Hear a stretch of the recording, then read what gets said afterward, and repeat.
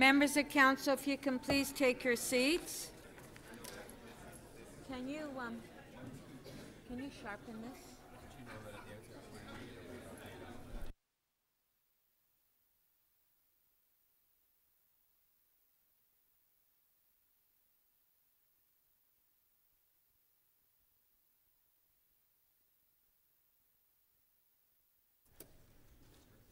Thank you. Members of Council, this meeting is now resumed. Members, can we please rise for a moment of silence?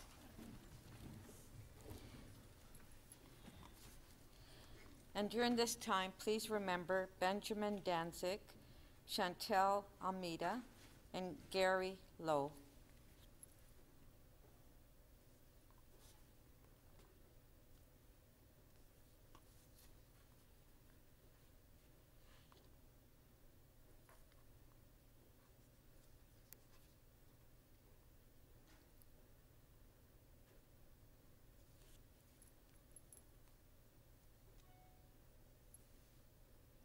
Thank you.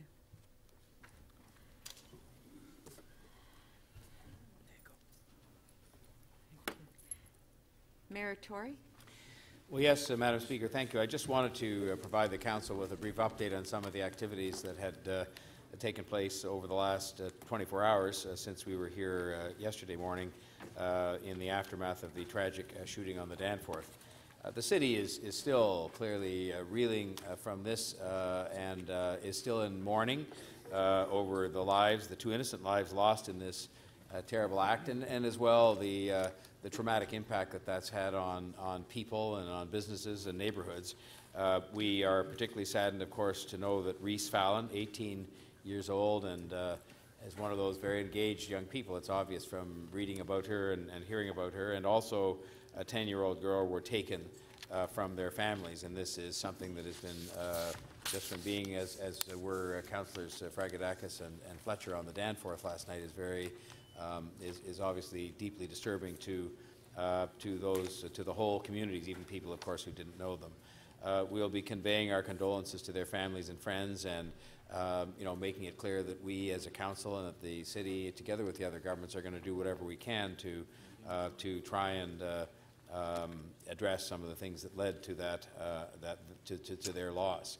Our thoughts, of course, also continue to be with those recovering from injuries suffered from the attack, and with all the first responders and bystanders who responded so quickly to help their fellow citizens.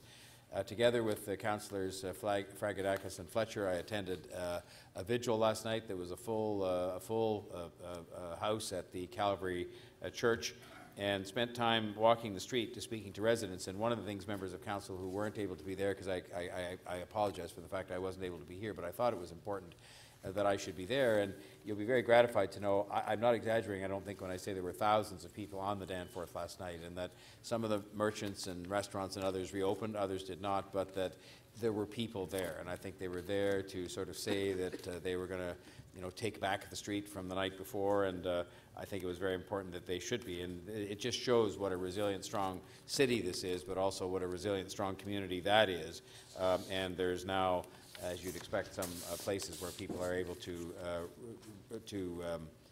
indicate their feelings about what happened. The police, of course, continue to investigate this tragedy, and they're determined to provide answers as quickly as they can. Some information was able to be released yesterday. It's made a slight bit more complicated by the fact the SIU is involved in terms of who communicates that information. I would tell members, and I know we'll likely be sitting, but that there is a vigil that is planned, a more public vigil for Wednesday evening on the Danforth. I think it's planned for 7 o'clock, so we will still be here, and we can see what we might want to do about that. And the BIAs, which we also met with last night, Councillors Fletcher, Fragadakis, and myself, are planning some other public activities for the weekend.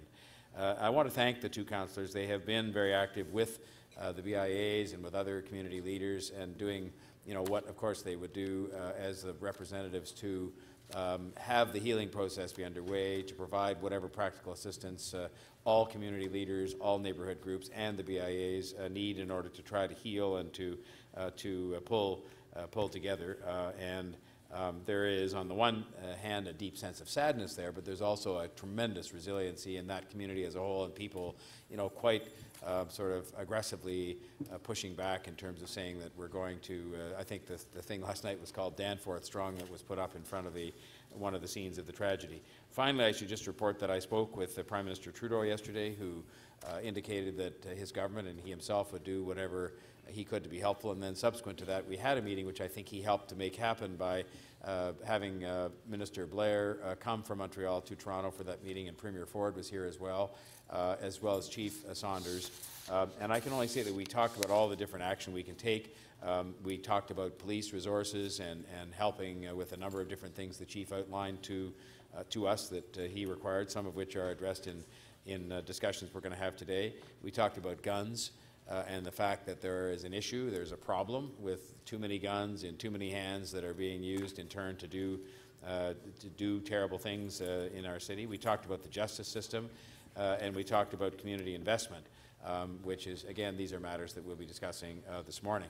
And I can only say that I think the best thing coming out of the meeting is that we're absolutely 100% united in our resolve to taking action in response to a number of things we've seen over the last number of months, up to and including the terrible events of Sunday night. Finally, we're investigating now on your behalf whether or not we can find a way to consolidate some of the funding, very generous funding initiatives that are being undertaken by citizens out there. I think it worked very well for us to have principally one central repository of the generosity of fellow citizens to help out here, and as was the case with the Yonge Street van attack, there are a number of these initiatives that have sprung up. And I think from the standpoint of both accountability and simplicity and being able to maximize the benefits, it might help if we did something again through the established mechanism of the Toronto Foundation. But we're not trying to force that on anybody. We're just trying to suggest it worked fairly well in the first instance and that we might look at that model again. So that I'll have further updates on that as we make more progress. Thank you, Madam Speaker. Thank you.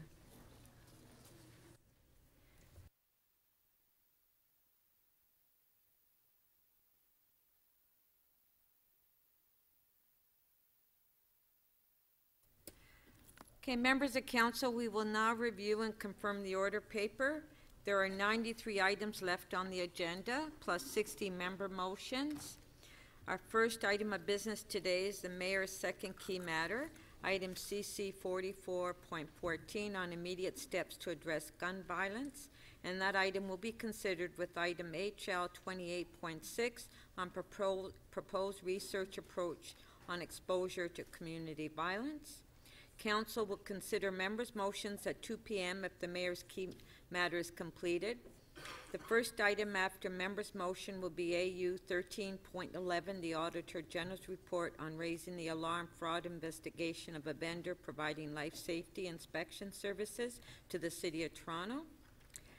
I will now take the release of holds.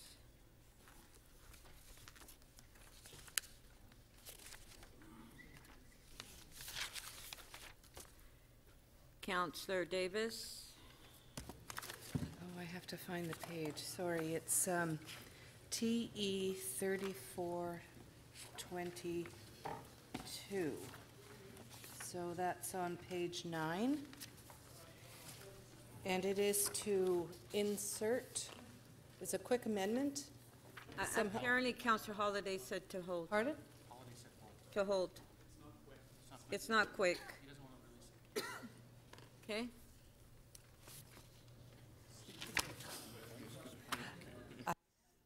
Councillor Holliday. Thank you, Madam Speaker. Middle of page 4. Sorry, bottom of page 4. ED 31.3, deaccessioning and transfer of the City of Toronto's Lancaster bomber. Had my questions answered. Happy to release that. Thank you. Okay, that's on page 4, ED 31.3. Councillor Holliday is releasing. All in favor? Recorded.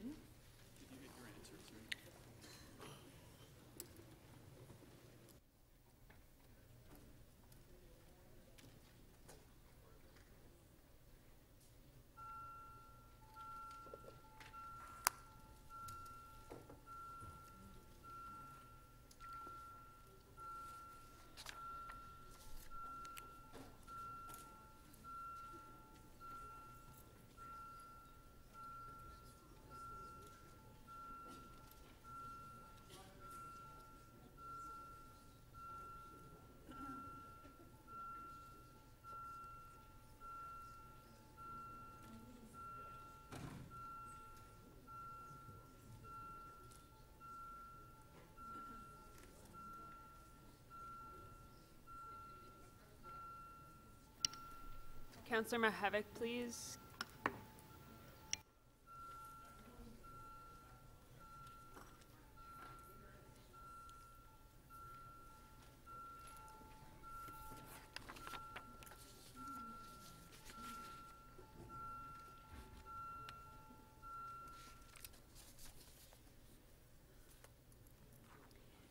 The item is adopted 30 to 5. Councillor Perks. Yes, Speaker. Good morning. On page 3, I have 2 items.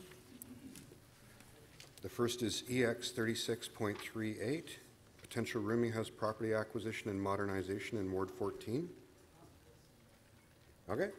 And the second is EX 36.50, next steps to acquire surplus LCBO site at 11 Brock for affordable rental housing. Okay, so the other one is being held, so you Yep. move this one. Okay, on page 3, EX 3650, Councillor Perks is releasing. On favor? Carried. I've also reviewed a number of urgent motions.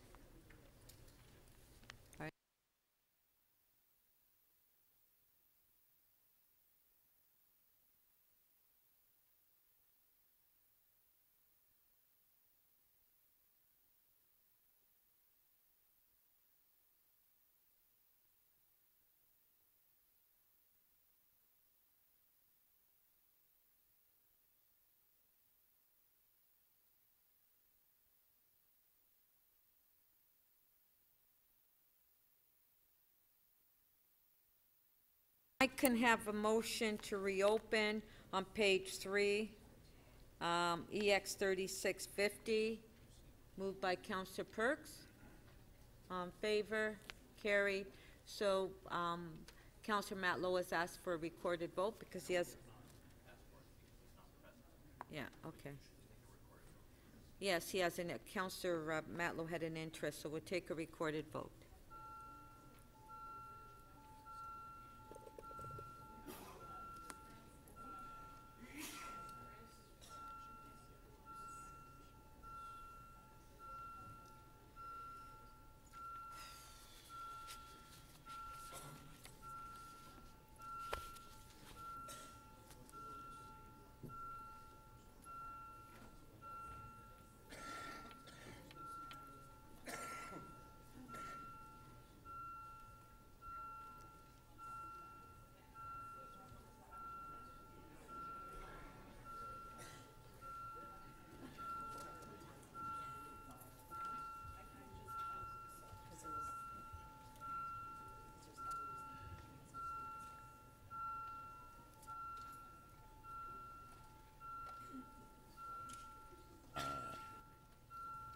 Councillor Mamalidi and Councillor Mahevik, please. Thank you.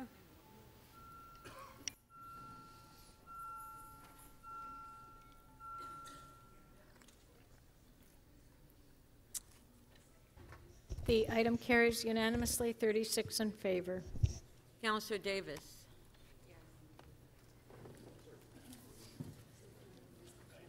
Thank you, Speaker. It's on page 12, CC 44.13, information on the City of Toronto's program advisory bodies and public appointments policy. I'll just release that. Okay, on page 12, CC 4413, Councillor Davis is releasing. On favor? Carried.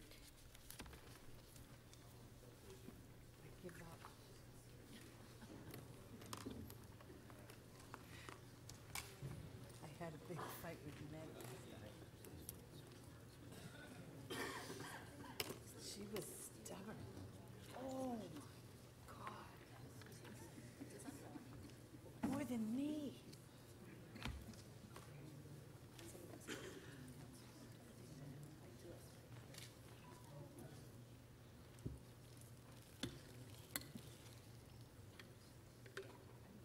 Who knows what advisory committees you'll have next year? I really don't.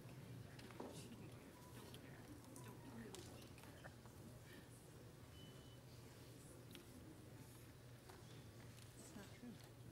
I might like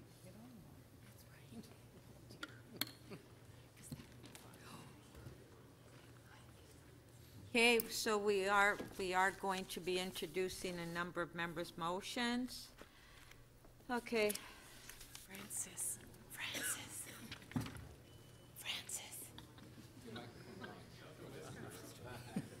My mic's on. oh, sorry. Okay, first motion is moved by myself and Councillor Doucette on a demolition permit for 10 Wilby, which is affordable housing. All in favor? Carried.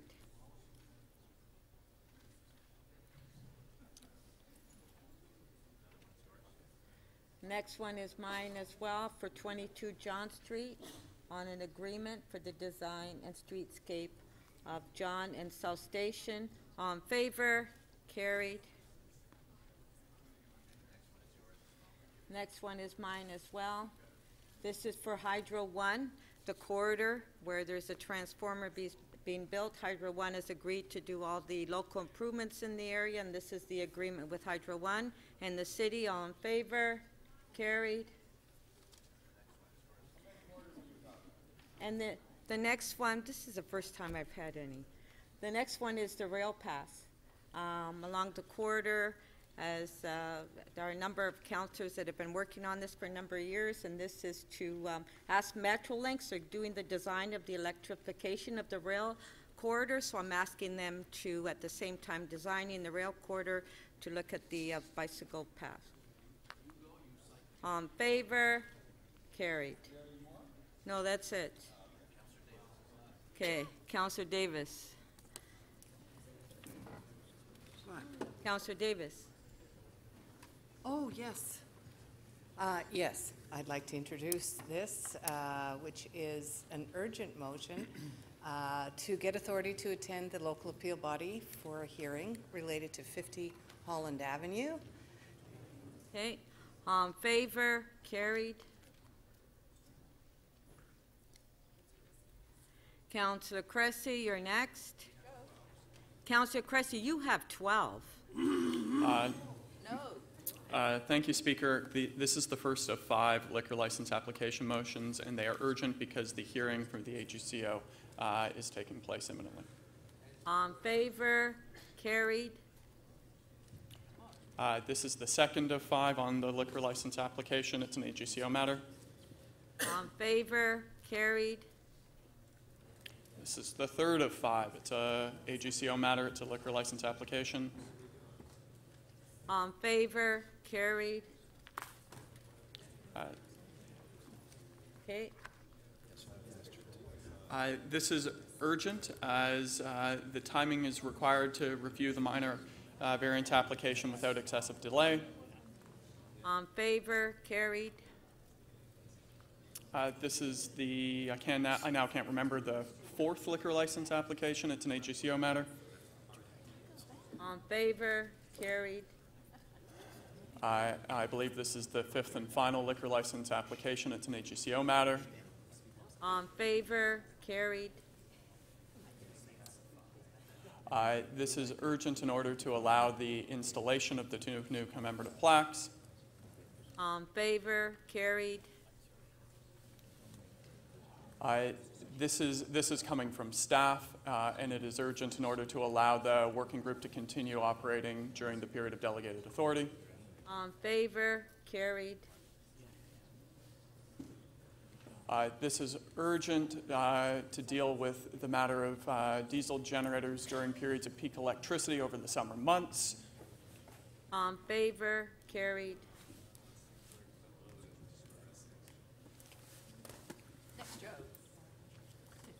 Councillor Mihevik, you're up. Yes, the reason for this is it's around an accessibility issue for online content and materials for public consultation. On favor? Carried. Councillor Fillion. It's an urgent local appeal body hearing. On favor? Carried. Councillor Fillion. It's a release of some Section 37 funds for a school playground. On favor? Carried. Councillor Cole.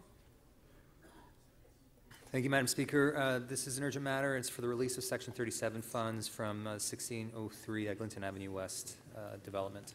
On favor, carried. Councillor Cole. This is an urgent matter. It's request for a representation at T-Lab for 273B Rainey Avenue. On favor, carried. Way to go. It's a great motion, Andrew. Councillor Cole. Thank you, Councillor Layton. This is an urgent motion in relation to the appeal of the official plan at 3401 Dufferin Street, Yorkdale.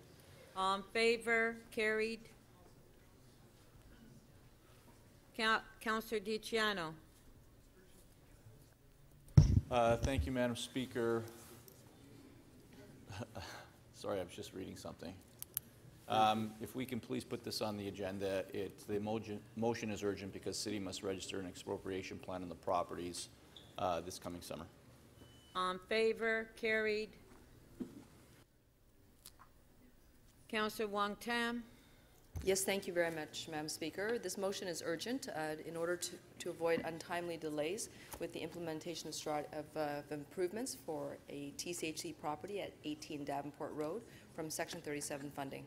On favor, carried. Councillor Wong Tam. Yes, thank you very much, Madam Speaker. Again, this matter is urgent because we need to release Section 37 fundings for the streetscape improvements for Ramsden Park Road, a long time overdue project, and staff are expected to continue to work during the summer. On favor, carried. Councillor Wong Tam. Yes, thank you very much, Madam Speaker. Again, this is a release of Section 37 funding for the Bloor Street Revitalization Project in the Bloor-Yorkville Business Improvement Area. This is to avoid untimely delays for the purchase of new street furniture. On favor, carried. Councillor Troisi. Thank you, Madam Speaker. This motion is urgent as the installation is related to a Union Station destination event and will be implemented before the next City Council meeting. Thank you. On favor, carried. Councillor Thompson.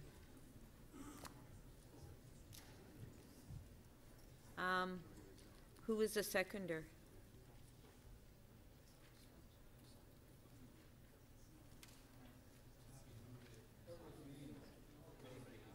Okay, Councillor DeBearmaker, do you want to move it? Speaker, on behalf of Councillor Thompson, move that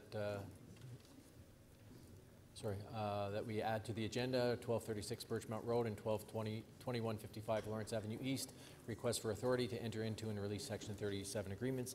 It's urgent because they need the authorization to enter into the agreements. Thank you. On favor, carried. Councillor Layton. Yes, thank you very much. This is to introduce a motion about the release of Section 37 funds for streetscape improvements on Bathurst. On favor, carried.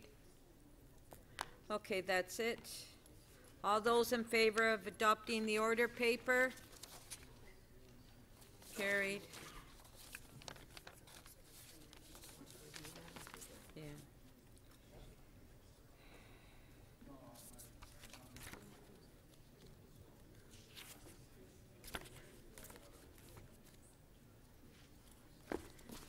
Okay, we'll now go to the mayor's key item, which is CC 4414, as well with the Board of Health item 28.6. We're dealing with both items at the same time. All right, questions to staff. Now, we do have the chief as well in the council chambers. Okay, if I can have members of council to please take their seats. Councillor Fletcher? We're in the middle of asking questions. Okay. Councillor Cressy. Thank you, Speaker. I'll have three sets of questions, and I'll begin with the first set directed toward Social Development and Finance Administration to Mr. Brillinger. In the report, Mr. Brillinger, on the immediate steps to address gun violence, it outlines some preventative programs to be rolled out over the course of 5 years. Could you just summarize, so that I'm understanding, in 2018, how much money will that cost, in 2019, and then in the 2020 to 24, each year, how much it will cost? The new investments will cost. Through the Speaker, on the intervention and prevention side of things, the 2018 cost would be $1,050,000. In 2019, the total investment would be $12,655,000, the majority of which would be requested from the federal government. And then for the remaining 4-year period, $16 million, so roughly $4 million a year. So totaling roughly $30 million over 6 years. That's correct. $30 million with $1 million in 2018 and $29 million in the 5-year project frame. And the programs articulated, I won't go into the details of them, but this is expanding pre-charge diversion, the Community Crisis Response Team, the Youth Employment Program type, TCHC Youth Works. These are the programs we are looking, these aren't new programs, rather we are looking to invest in existing programs and to scale up. Is that correct? That's correct. Through the Speaker, there have been many pilot projects over the last decade. What there hasn't been is ongoing investment in the kind of community capacity building to prevent violence, the kind of intervention and exit support for youth who find themselves engaged in gang-related activity, and supports to communities who experience violence. So like the focus program initially focused Rexdale, now in 14 Division, or pre-charge diversion with its pilot in 14, that is to expand these citywide. Is that correct? That's correct, and the focus program is an excellent example of Toronto Police Service, city, and community partnership to support youth. And I'm just conscious of time, so just the $30 million over those 6 years, how much of the request in here is for city funds for that $30 million? The entire $30 million is being requested from the federal government. We don't have confirmation of funding for 2018, so that is a bit of a risk. Okay, thank you. I'll then direct my questions to either the city manager or the city solicitor. On the matter of gun control, perhaps I'll direct them to the city solicitor. Can the City of Toronto ban handguns in the city? Not that people won't illegally bring them in, but can we ban handguns? Through you, Madam Speaker, the regulation of the possession and use of handguns is a federal jurisdiction under the Constitution. So no, a municipality could not ban the use of handguns in a municipality. So we would have to ask the federal government to ban the sale and possession of handguns. Is that correct, in order to change the legislation? That is correct. Could the City of Toronto ban the sale of ammunition and guns, or ban the sale of ammunition and handguns in the City of Toronto, be it through refusing to grant business licenses or through other measures? The sale of handguns is also regulated federally, and the sale of ammunition is regulated provincially. So if the city were, so we would have to request the provincial government to ban the sale of ammunition, is that correct? That's correct. Okay, and to ban the sale of guns, we would have to ask the federal government? That's correct. All right. The limited measures that we have available to us, is it related to zoning, such as using city land for gun ranges and that sort of thing? Is that the limited power we have at this point? Yes, that's correct. Through you, Madam Speaker, the City of Toronto did amend its zoning bylaws to address manufacturing and warehousing of guns in 2008. Okay. And I'm conscious of my time, and I only have 30 seconds. I'll ask our chief, thank you for being here today. The Neighborhood Resource Officer Program, which I've seen in effect in 14 Division effectively, how many neighborhood resource officers do we have in the City of Toronto? Thank you. Through you, Madam Speaker, we have approximately 96 that are in 33 or 17 divisions across the city. Is there any discussion around the Neighborhood Resource Officer Program, be it reallocation of officers to be deployed into that program or the expansion of that program? Well, first and foremost, first and foremost, we're at the infancy of this neighborhood resource officer program. And in it, it requires a lot of measuring to make sure we have it right so we can have a better opportunity to articulate to the community and to the constituents exactly what the value is, because that has been a concern in the past. With this new model, what we've done is we've worked collectively with the community to define exactly what our roles and responsibilities are so we can maximize on that, as well as how we partner with other agencies right across and within each community. So it's not a one-size-fits-all. We're aligned with this, and starting in October, we will have the full plan in execution under this new model, and that's why we're starting small and having the ability to build out so that we get it right. Thank you. Councillor Ford. Thank you very much, Madam Speaker. I guess I'd like to start off my questions probably most appropriately to the city manager. But there have been a number of people working on this file, I know. But back in, last month, in the June session of council, we made a number of requests to the other levels of government around amending some of the provincial and federal laws, and I'm just referencing the immediate steps to address gun violence. Have we heard back on any of these requests, or has there been any conversations? We have connected with the other orders of government, but to my knowledge, we have not received any responses back. But there have been discussions through the mayor's office with key officials in the other orders. Thank you. My next question would be directed to Chief Saunders and Toronto Police. In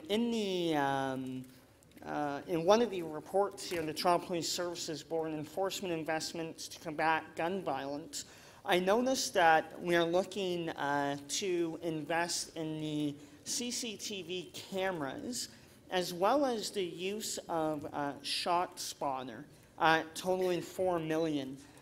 Is that just, is there a specific number going towards both of these? A little more specific? Through you, Madam Speaker, for the CCTV, we're looking at a cost of $1.3 million in total. That's a one-time cost of about $900,000 plus $450,000 on an ongoing basis to replace and actually make sure that these we can deploy them where required on a more mobile basis. And so this is technology that I haven't heard before, and I did some research, very high-level research yesterday around Shot Spotter. Could you elaborate on what this technology is and how it would help our current gun crime issues? Through you again, Madam Speaker, when we talk about the modernization plan and figuring how we can properly leverage technology to assist in keeping communities safe, there are opportunities that through learned processes in other urban cities, and I want to be very clear, this is an urban city. There are different pressures that we deal with. One of them is the ability of looking at the volume of gun calls that are happening in a city, and we only know if people call. There may be moments where shots are fired within a city that we're not aware of, and so that becomes an issue with us. By having technology that records all those moments, it provides two things. Number one, quicker response by the frontline officers, which I think that technology in conjunction with the frontline officers, we have a better opportunity of getting to that location and maybe identifying who the suspects are that are involved in that situation. But to understand Shot Spotters to the best and most shortest line and explanation, it is a microphone that has the ability of truncating blasts. So it's not about having conversations or picking up conversations. It activates when there is a blast that it determines is from a firearm. And then what it does is it truncates that for 2-3 seconds. It triangulates that to geographically locate where that shot exactly occurred, giving frontline officers an opportunity to move to that location. And so that will assist us in specific neighborhoods. And we can look at that from an intelligence-led perspective, identify those locations, start out with that process to make sure that we're doing it because it is the right thing to do for that specific location where we have high numbers of gun activity and gunplay that's happening throughout our large city. I think another follow-up question to the Chief, not specifically on Shot Spotter, but we aren't the only city in the world who faces gun crime and serious acts of violence. What works? What have you seen through your profession, Chief, that other cities have used, other police forces have used? And if there was a request that is or is not in the documents before us, an investment City Council can make, what do you think the most effective investment would be? Thank you. And again, through you, Madam Speaker, if we're going to get this right this time, it's not a matter of just saying there's crime, police, go in and solve it. There has to be a collective approach. When we wrote this modernization plan, we wrote it with the city, we wrote it with the community, and we're very clear that in order for this to be successful, we all have to be collaborative with this. There is not a one-size-fits-all. I can tell you I've had conversations with many urban cities and chiefs from urban cities across North America, and they've made it clear that there has to be a lot of resources that are put in towards other things at the front end. So looking at the issues concerning mental health, people living with mental health issues, what resources and what programs in place for that, diversion programs, what are the issues and concerns for that, and then at the back end, when it comes to those that have hit a different stratosphere within the criminal element, those people that are going to shoot other people, there should be a higher deterrent factor for that. But then once they are incarcerated, we know that 90% of all people incarcerated at some point in time are going to be released. So what happens then? When a person's in jail for 5 years, having 3 meals a day and a place to sleep, and then you turn that person out the door, what do they do for breakfast the next day? What are the resources to train, get people reintegrated back into the communities? We play the enforcement piece in this whole explanation when it comes to gun reduction violence. Our role is the enforcement piece. Once people have crossed that threshold, we will look for, locate, and apprehend and bring them before the judicial system. So my short answer is it has to be collective if we're going to get it right this time. And on the other aspect, we have to consider what we have to do and what resources are necessary, and not just officers driving around in circles. It has to be intelligence-led. It's not about saturating communities. We've gone through that before. It's about having the right resources with the right understanding of what the issues are, and then utilizing those resources, not just from a uniform perspective, but behind the scenes, analytical approaches, being streamlined with our resources, as well as the technologies that are available in today's environment that were not available before that can reduce crime. Thank you. Your time's up. Okay. Councillor Mammoliti. Madam Speaker, I have questions of TCHC staff if they're here. Yes, they're here. I'm going to try and focus on things that I think need to be done right away. So I think one of the first things that needs to be done right away is look at the policies around eviction, and more specifically, that 1% of the tenants in TCHC that, in my opinion, are the problems. And so I would refer to a visit that I had the other night to one of your units where we learned that 2 things were happening in the building at Jane and Wilson. One was a heroin den. Door was open, free for all. Everybody was walking in. They were all sleeping on mattresses in a 1-bedroom. The place was a disaster. It was destroyed, and TCHC can't fix it because you can't evict the tenant that's inviting the gangbangers and inviting the people with the guns into those units.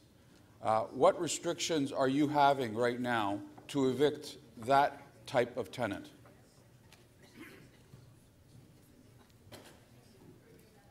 No, you can remain seated. Thank you. Okay. Through you, Madam Speaker, we do have an issue with respect to our tenancies, and what we would very much appreciate is if the province could be asked to look at providing us with more tools and flexibility in terms of evictions.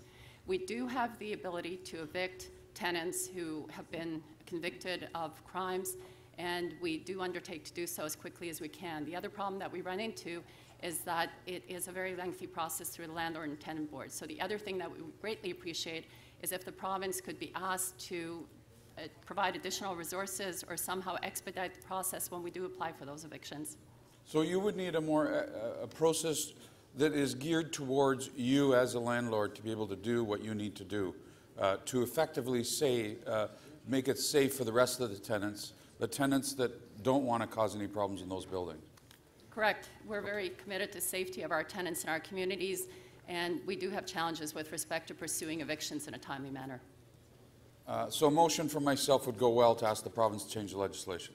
It would be very much appreciated.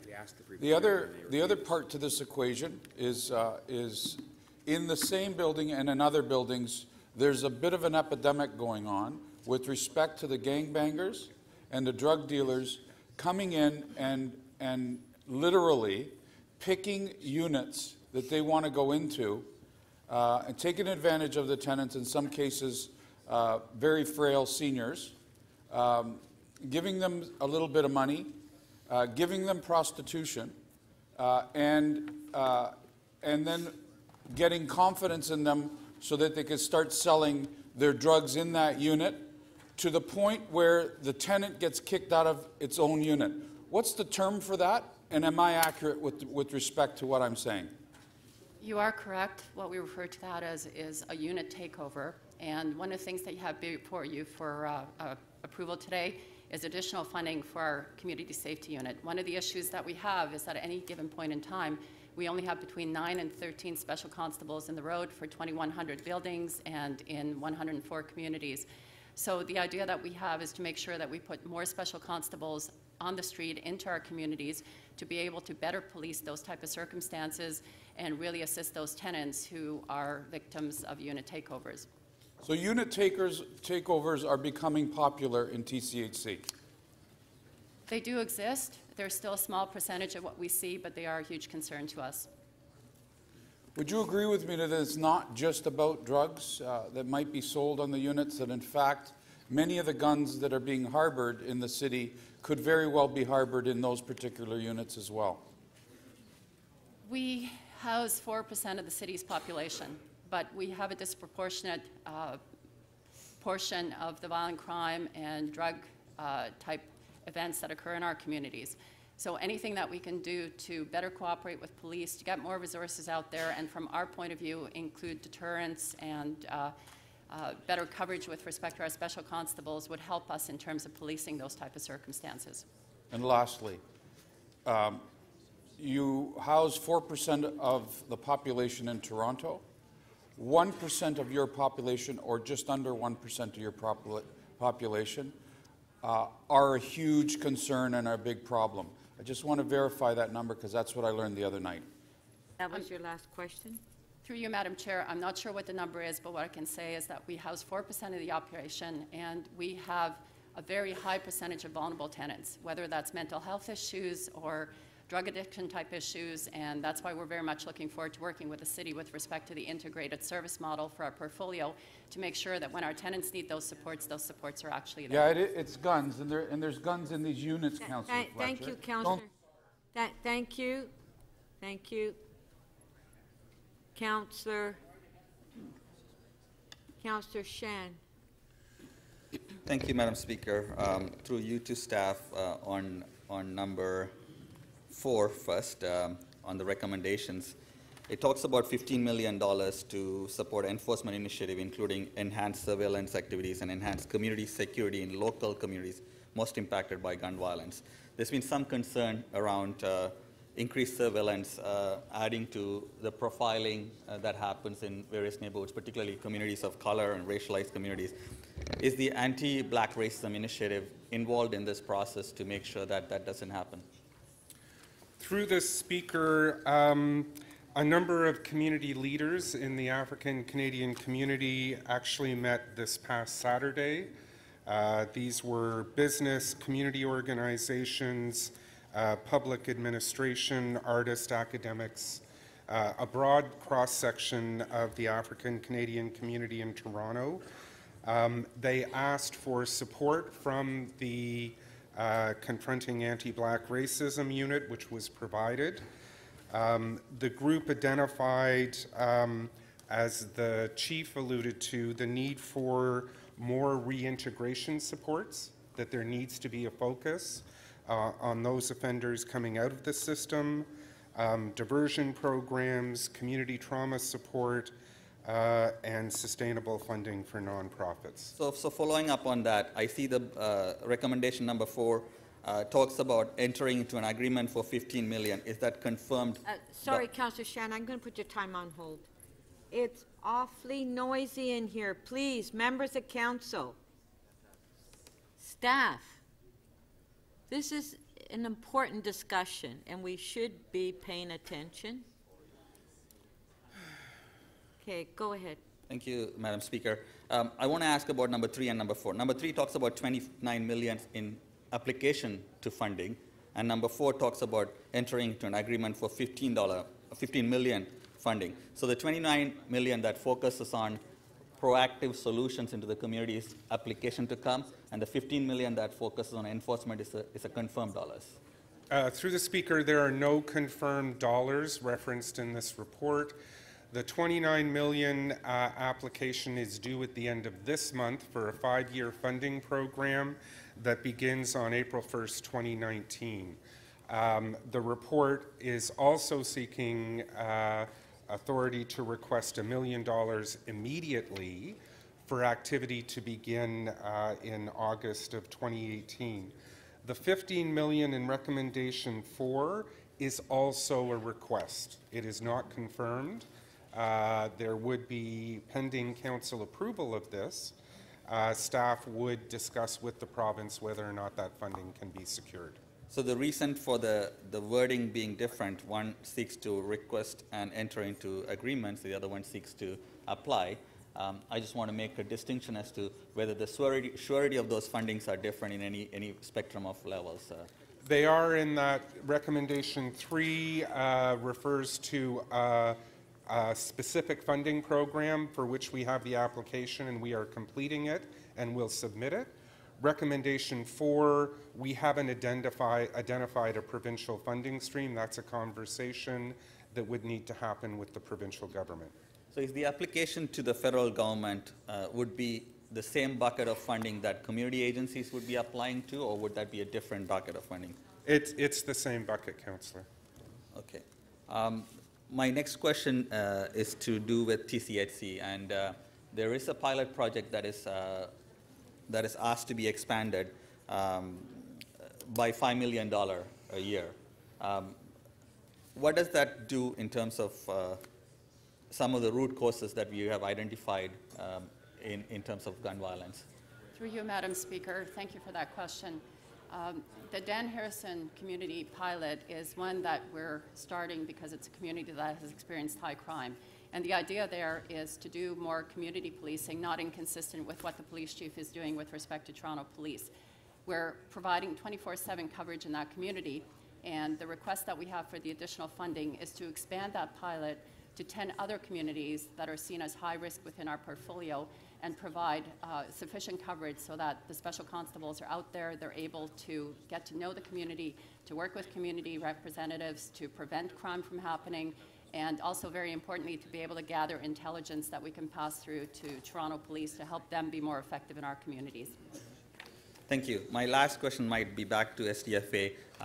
There was a report that came out a week ago with talking to 10 young people who have had repeated offense of firearm-related charges, and the learnings from that, is that being incorporated in here? And the last question I have after that is for 2018, in the Appendix B, we see $8 million and almost $7 million of that is going into enforcement, only $1 million going into prevention. So can you explain why that? Your time is way overdue. Try to keep your questions short. Thank you.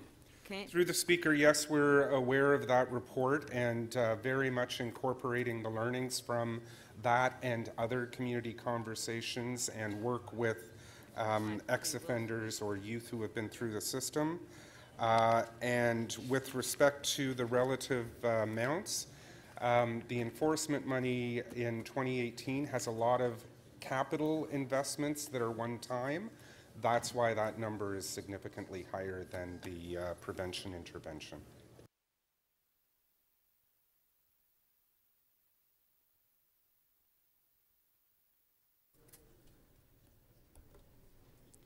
Councillor Pasternak. Yes, thank you, Madam Speaker. My first question is for the Chief of Police, and it's regarding gun access. Now, conventional wisdom has that many of these guns are being smuggled into Canada through established border crossings from the United States. Is that a fair assumption? Well, access to firearms, we've got to strip down and figure out exactly what we're looking for. I'm interested in people that are motivated to purchase a firearm and use them for criminal activity. And when we look at that, when we look at our research, it's clear to us that 50% of the firearms that are used for crimes are domestic, usually straw purchasing. So lawful owners who purchase large amounts of firearms and then distribute them to the criminal entities that are out there. When it comes to the distribution piece, when we look at borders, there are many opportunities in which firearms can be transported across the border to here. We have partnerships with those agencies, and we also have a multi-layer approach with our provincial counterparts as well as our federal counterparts. But the specific question and my concern is, whoever has a gun in their hands illegally, using it illegally in the City of Toronto, is my bigger concern, and I can tell you it's about 50% domestic. So we can assume that 50% is being smuggled in through border crossings, I guess, through other means. But I don't want to spend too much time on that issue. I think you've covered it. He was about to add something. So you're saying 50% is domestic. Is it safe to assume 50% is smuggled? And again, as I stated, the purchases are lawful. So to say that would be a speculation. I don't have the exact numbers on that. Because if I'm saying that they can lawfully purchase, how they purchase is a question. Whether the purchases are here, or whether the purchases are south of the border, then that's what you'd have to look at. So stripping it down, again, it still hits the crime and the unlawful purchasing 50%. So obviously when there's an arrest, I guess guns are seized, they're held as evidence, a trial takes place. Once the trial takes place and a jury or a judge has made its decision and that evidence is no longer required, what happens to those guns once the criminal justice system has taken its course? Thank you again, through you, Madam Speaker. As far as I know, once there's a conviction, once the appeal process is done, any contraband, whether it be illegal drugs or firearms, are destroyed. They are destroyed. My next question is for TCH. We've gone back and forth on this a couple of times.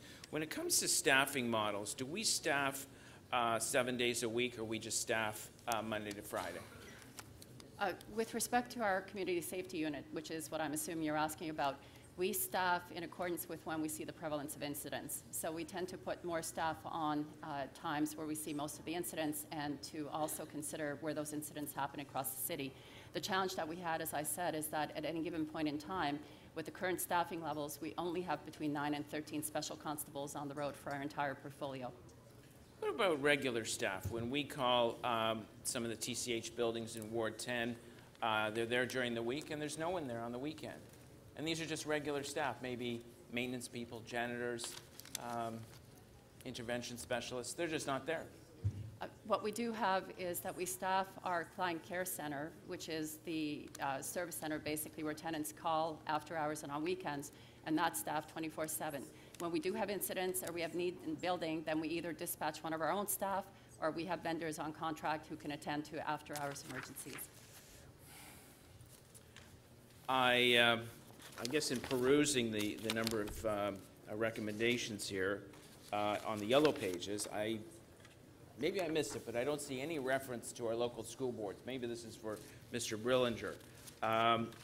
Is dropout rates, school systems giving up on kids, that doesn't seem to be addressed here in any way, and maybe the school board's out of our jurisdiction and we're not engaged. I don't see a reference here.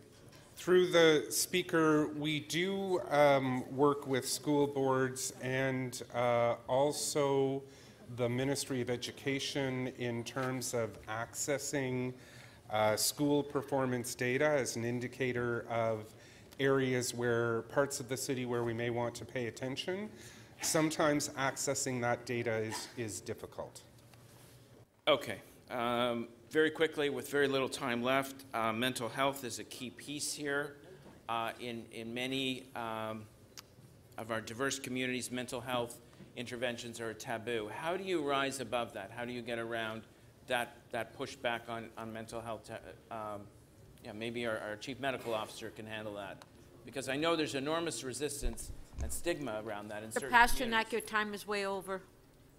So very quickly through the speaker, you're quite correct. There is indeed stigma associated with mental health challenges, and it is one of the major factors that we as a system need to address.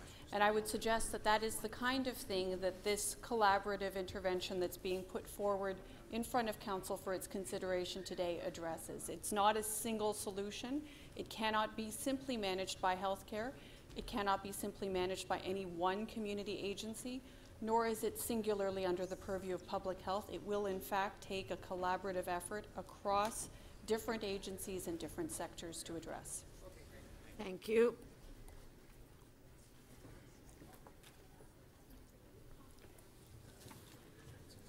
Councillor Stoll. Thank you, Madam Speaker. My question is for Chief Saunders around current staffing levels. I noted earlier you stated that simply saturating our communities isn't the answer. So I was wondering, how many officers have been hired so far this year? Well, I'd like to put that, through you, Madam Speaker, I'd like to put that in context because I'm not sure where you're trying to get with that.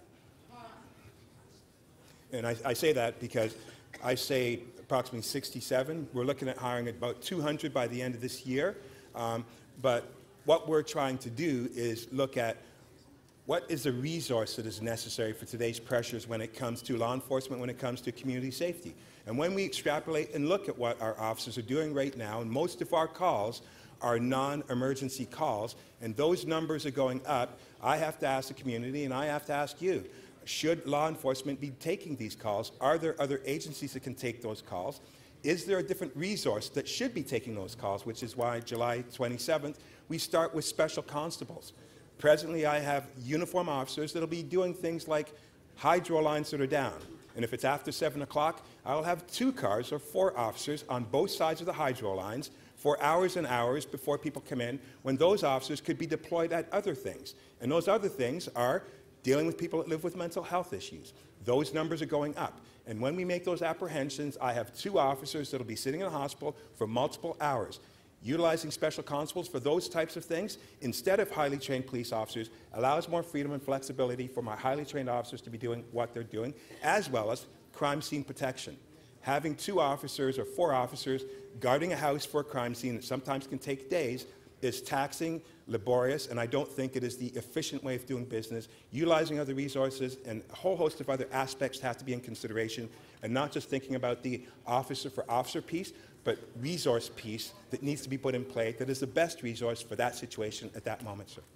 Thanks, and I totally understand, and I know that there's a diversity of situations and types of officers, different trainings that's needed for different cases. And I'm just wondering, also considering that, how many further officers are you planning to hire this year? Through you, Madam Speaker, the moratorium is over. It has been over for quite some time. This is about continuing hiring. It's about strategic hiring. It's going to be ongoing. It does not stop. When we made our pitch with the modernization report, in designing the model, it was important to shrink so that we could figure out how to build out properly with the right resources, sworn and civilian. Right now in this world, with the digital footprint and the magnitude of what's going on from that perspective and the new victims that we're getting voluminously, when we look at our aging demographic, 65 and older is the fastest growing demographic in Canada. 1,000 people a day are turning 65. I have new pressure points. I have new situations that I have to do to properly define community safety. So the strategic hiring is what's important. It is ongoing. We'll continue to hire. We have not stopped since we lifted that moratorium quite some time ago. So now that the moratorium's lifted and we can go forward with hiring, I would throw a number out there. So if you were to hire, let's say, 500 new officers in 2019, would that be able to help to address the issues that you're looking at currently? Through you, Madam Speaker, again, as we talk about modernization, it's really important. Again, I want to talk about, I do want to hire more officers. I need more officers. We are in a stage right now. When we were going through a hiring drive in the 80s, we were hiring in volumes. We were hiring in hundreds at a time. Now these folks are retiring. And so as they retire, I need the opportunity to keep the lanes open to hire law enforcement officers. The numbers I would like to have control of, because when I define value when it comes to community safety again, it is what is that resource that's important. So when we talk about having the opportunity of scrutinizing technology, which now plays a much more critical role. When you look at the technology, for example, for the CCTV cameras, 10 years ago, night imagery was horrific. Now you can see the high intense quality of those types of things. We can capture that, but do I want police officers creating that stream of video, taking hours and hours and hours? The answer to that is no. I need specialized people, specialized roles in order to enhance the capacity of what law enforcement can do in today's environment. So yes, I need more resources. What those resources look like is up to me to figure that one out. But included in that, it is necessary to have that foundational piece of having the right uniformed officers trained in law with the right use of force equipment to deal with those emergent situations that are going on right now.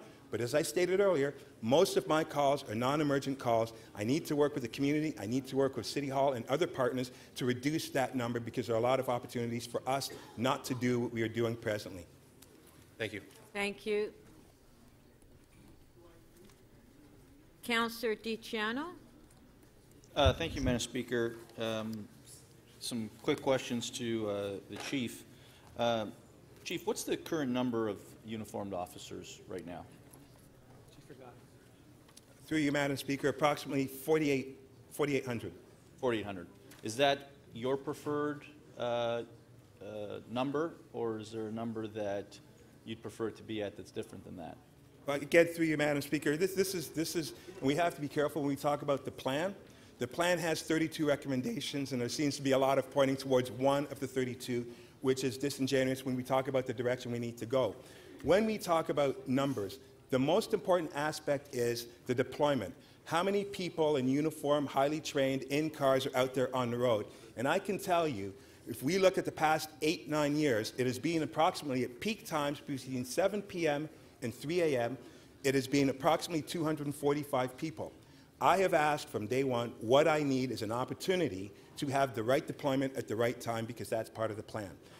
I don't have control of the shift schedule. I do under exigent circumstance, which is why I've deployed this gun reduction plan, but I can only do it for a period of time. The deployment piece is important. We've got a 32-year-old shift schedule that is not conducive with today's environment.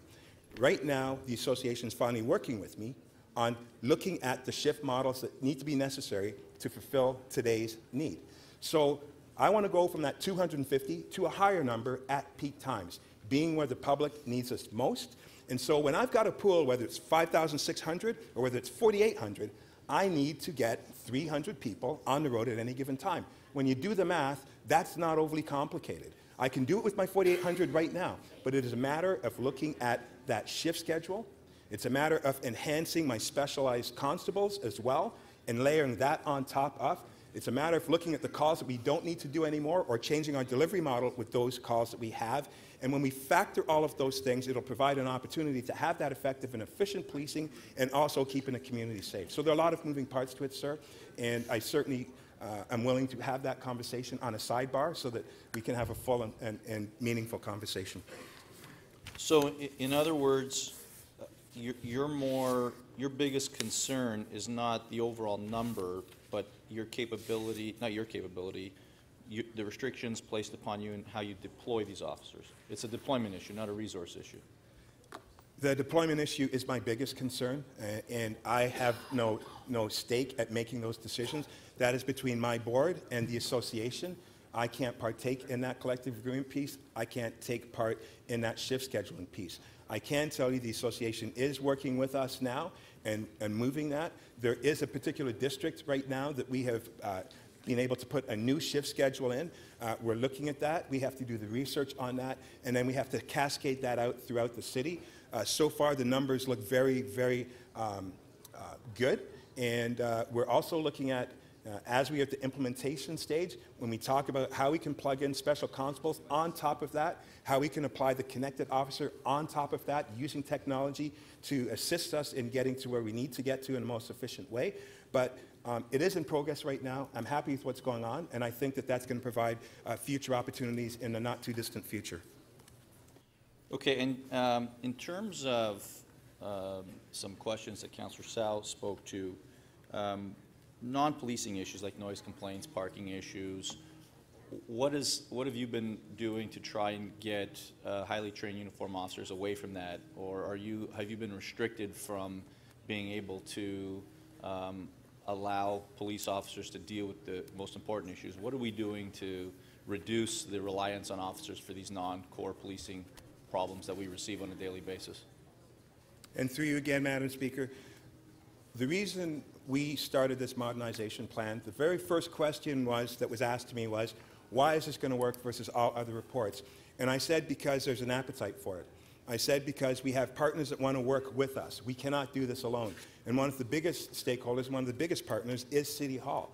So when we talk about looking at issues of 311 versus 911, we have a way to go, but we have moved towards that right now, and that is looking successful, and we're looking at expanding on that.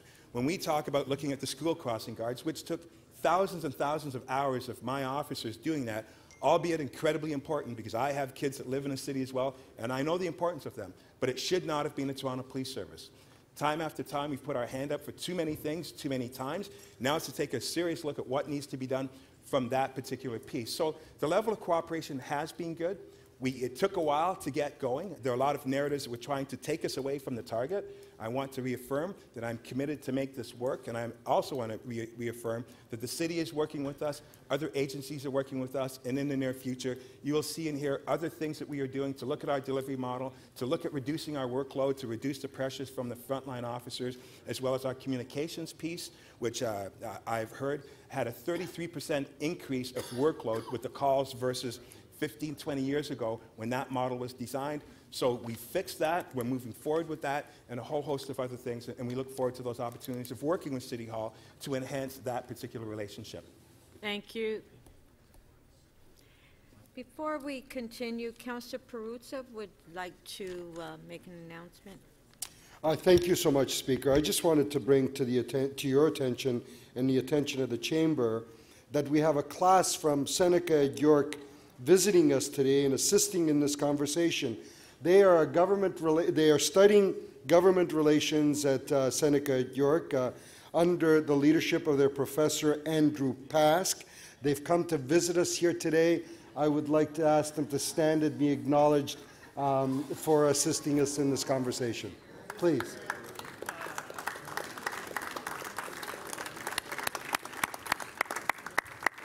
Welcome. Thank you. Councillor Crescenti. Okay, thank you, Madam Speaker, and good morning. I'm going to start with Mr. Brillinger. So the staff report, Appendix B, Mr. Brillinger, the section on the prevention and intervention investments. Just a couple of questions on two of these items. So item number 2 that speaks to community city policing, gang violence, intervention, interruption.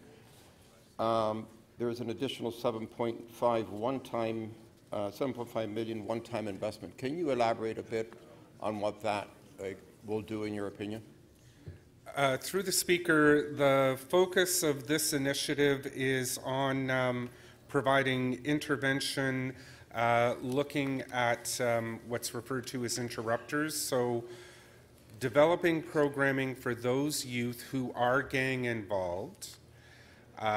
We need to improve our ability to support those youth when they actually make a decision to get out, that we provide an appropriate wraparound, secure exit from gang activity. And how many people do you currently have working in this program now? Resources for that specific kind of intervention are very thin. In fact, there is no one who is focused specifically on that kind of support. So this is a new program. It is new, and through the Speaker, it's imperative that Council understand this is highly specialized work, right, working with those individuals who are currently gang involved. Excellent. All right, thank you. And so the next one is item number 3, the expansion of the Youth Violence Prevention Community Development Officers. And now it's just a nominal amount of money here, it looks like, 150,000 and about 400,000 for the year. So this is an expansion of a current program? Through the Speaker, yes it is, with a number of focuses within the program, working with communities to build their base capacity, both to prevent youth from making the choices none of us wants them to make. It also includes the focus program and expansion of the focus program.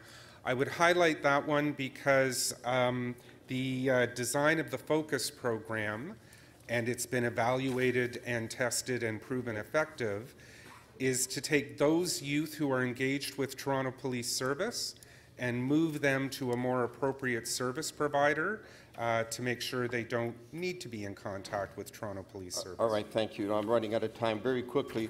And are there going to be supports for existing programs that we know are good programs today, like Albion Neighborhood Service programs that are currently operating, and Marcia Brown's Ladies on the Rise and Men of Distinction type programs?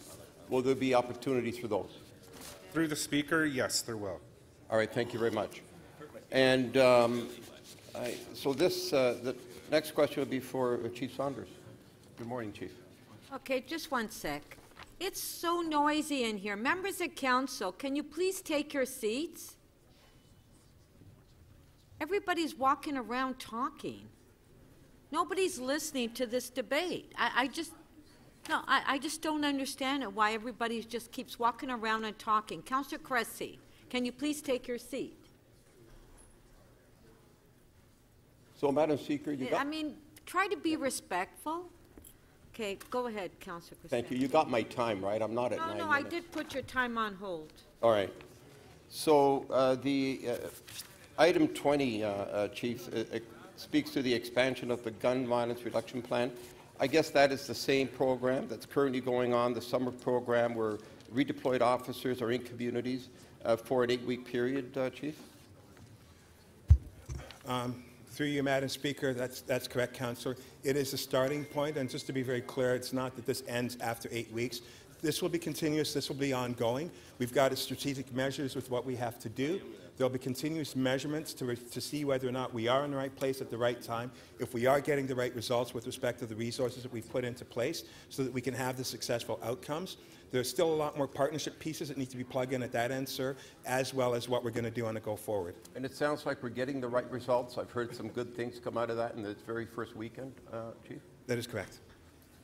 Can you elaborate what they were, just quickly? Well, I can. Right now, from an enforcement piece, we started this in June of this year. We have seized over 80 guns year to date. There's still a lot more to go. I don't want to define success on commodity base because that can be an error if we keep focused on that. But I can tell you the neighborhood officer program is expanding. We're learning, we're growing, looking at the partnerships that we have with Focus and a whole host of other things. All the measurables are in play, but we still have a long way to go. But the priority is to reduce the disorder piece that is there right now so that we can collectively figure out what Plan B and C looks like. And so currently, are we in all communities right now? Is this program only highlighted strategically in certain communities? Okay, that was your last question.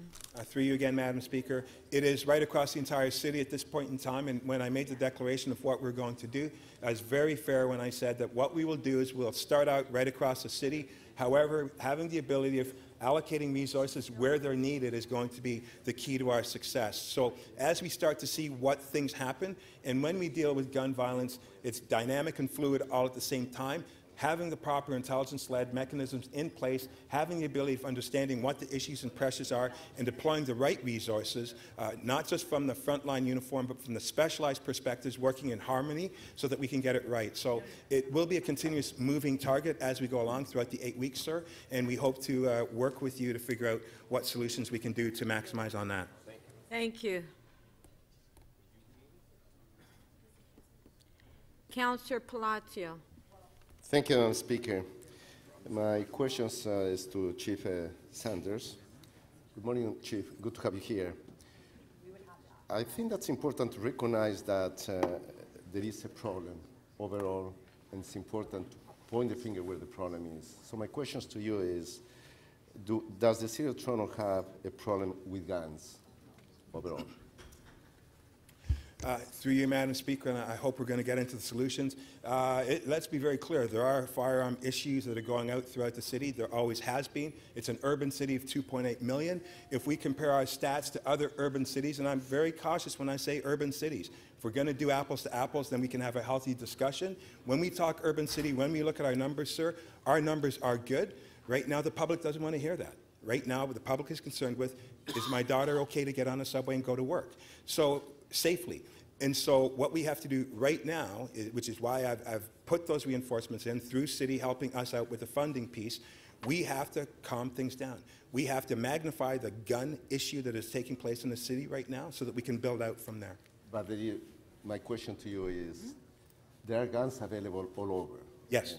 So that's my key question. Now, do we have a problem with gangs across the city and hotspots all throughout and here and there? Can you just quickly elaborate on that? Do we have a problem with gangs? Through you, Madam Speaker, yes, and my narrative has always been the same. Street gang subculture plays a different element when it comes to crime and disorder, and there are a lot of things that are necessary in order to properly defeat that. I don't want to oversimplify it by saying enforcement is a key. It is one element of a whole host of other things if we're going to get this right. Before, we used to have the TAVIS program, a very effective crime prevention and program that somehow is not in existence anymore.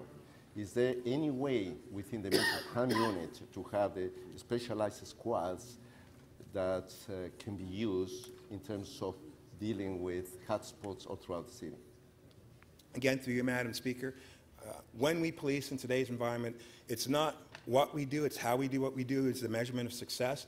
We understand and we identify that with every decision that we make, we have to measure social cost with everything that we do. There was a concern, which is why we are here today. I can tell you that we have resources that are specialized with street gang subculture, and I can tell you from a uniform component, we have that, and from a specialized component, we have that. But to look at this problem, and if we're going to get it right again, and I want to be very clear on this, if everybody keeps pointing to one entity to say solve this problem, we are going to fail.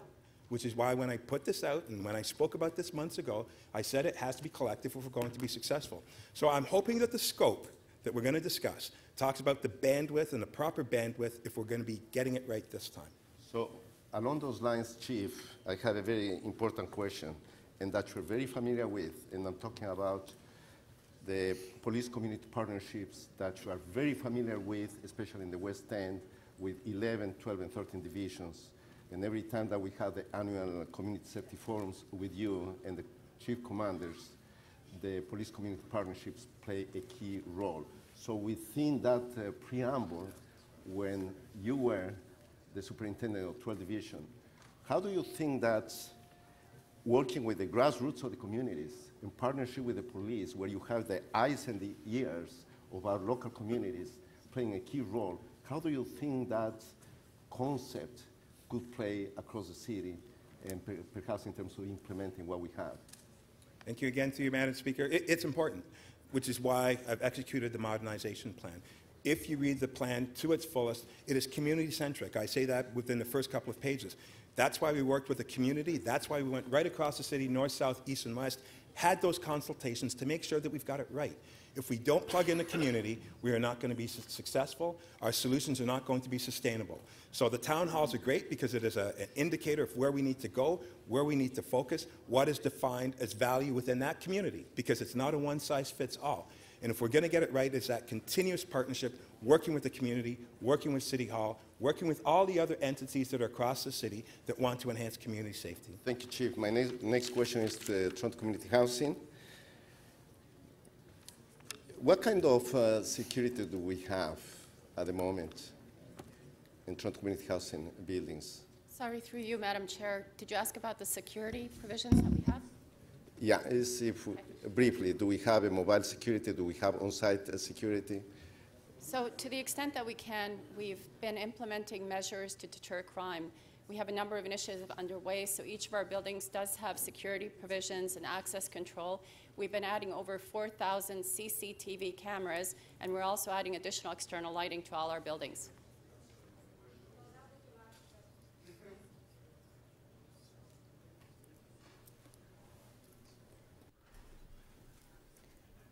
Councillor Troisi. Thank you, Madam Speaker. I know policing is an element to some of the solutions, but I want to talk more about the preventative measures that need to be in place. In terms, and most of this will be to you, Chris, in terms of the crisis response team, can you tell me how long this team works with communities after an incident? Through the Speaker, the engagement with the crisis response worker will vary both by community and by the nature of the event, but basically providing ongoing supports and ensuring that the community has the support to recover. Okay.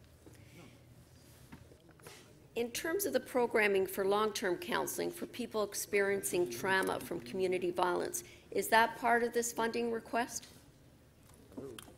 Through the Speaker, yes, enhancement of those kinds of supports that are typically provided in coordination with public health and victim services. We would hope to expand those kinds of supports. The issue for the crisis response program is the number of incidents. We simply don't have the resources to respond to the volume. I've been attending a lot of youth meetings, and what we're really good at is providing youth programming for those youth who want to be engaged. Is there a concentrated effort to reach the hard-to-reach youth? And if so, is there any immediate initiatives that could be addressed regarding high-risk youth? Through the Speaker, that's really Initiative 2 in Appendix B. And again, that population I was speaking to who are the most complex to serve, those who may in fact be gang involved, the kinds of skills and knowledge required to effectively support that group are significant. We need to create that kind of programming. Okay, great, thank you. And just as a child, I grew up in poverty, and I know there's many stresses of poverty. So the preventative measures that I'd like to advocate for, I know we talk a lot about mental health, especially with adults and some vulnerable populations. But in terms of children, you know, are we seeking more funding for mental health supports for children and youth in particular for those living in poverty? So I can speak to that through the Speaker. We are indeed working with healthcare partners and other community partners to ensure that those resources are available. And as far as public health is concerned, one of our major areas of focus is on actually creating optimal childhood experiences and you know, optimizing early childhood development. This is work that we undertake with partners, including our partners in Children's Services, in order to try to prevent these incidents and the circumstances that lead to them in the first place. Okay, great. And in terms of counseling for people who are a victim of gun violence, are we becoming more culturally sensitive in terms of the counseling supports that they require? Through the Speaker, that has been a focus of the work over the last 5 years. So yes, all of the providers involved have been building the cultural competency to deliver those services. Okay. And then just a final comment for you, Chris. A natural partner would be Toronto Housing in a lot of these initiatives.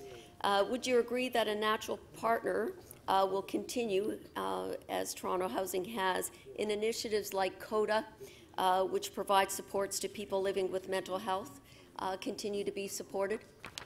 Through the Speaker, absolutely. Toronto Community Housing is a partner in the FOCUS program and a critical partner in the crisis response work that we do. Great, thank you. And just my last question to the police, please. I know we talk a lot about enforcement and we talk about the need for community policing. when communities feel that policing is a normal part of the neighborhood as opposed to just a crisis response, are we going to begin looking at ways in which we could increase community policing so it is in fact a normal part of a community? Through you, Madam Speaker, you've raised some very good points. Understanding when the police have to be in an environment for a long period of time, that is a clear sign that there are many other entities, many other agencies that have failed that community. So I don't mind where we need to be, but I do want to understand that narrative that it is collective if we're going to get this right. And right now, a lot of agencies or a lot of communities that are in need a lot of other resources before the police. So in essence, if we're there, it's a clear indication that there are many failures that have occurred that have caused us to be there. And so if we can focus on that as a starting point on what success looks like, I think we'll have some fantastic opportunities to really have sustainable solutions to make sure that at the end of the day, we're there visiting more than enforcing.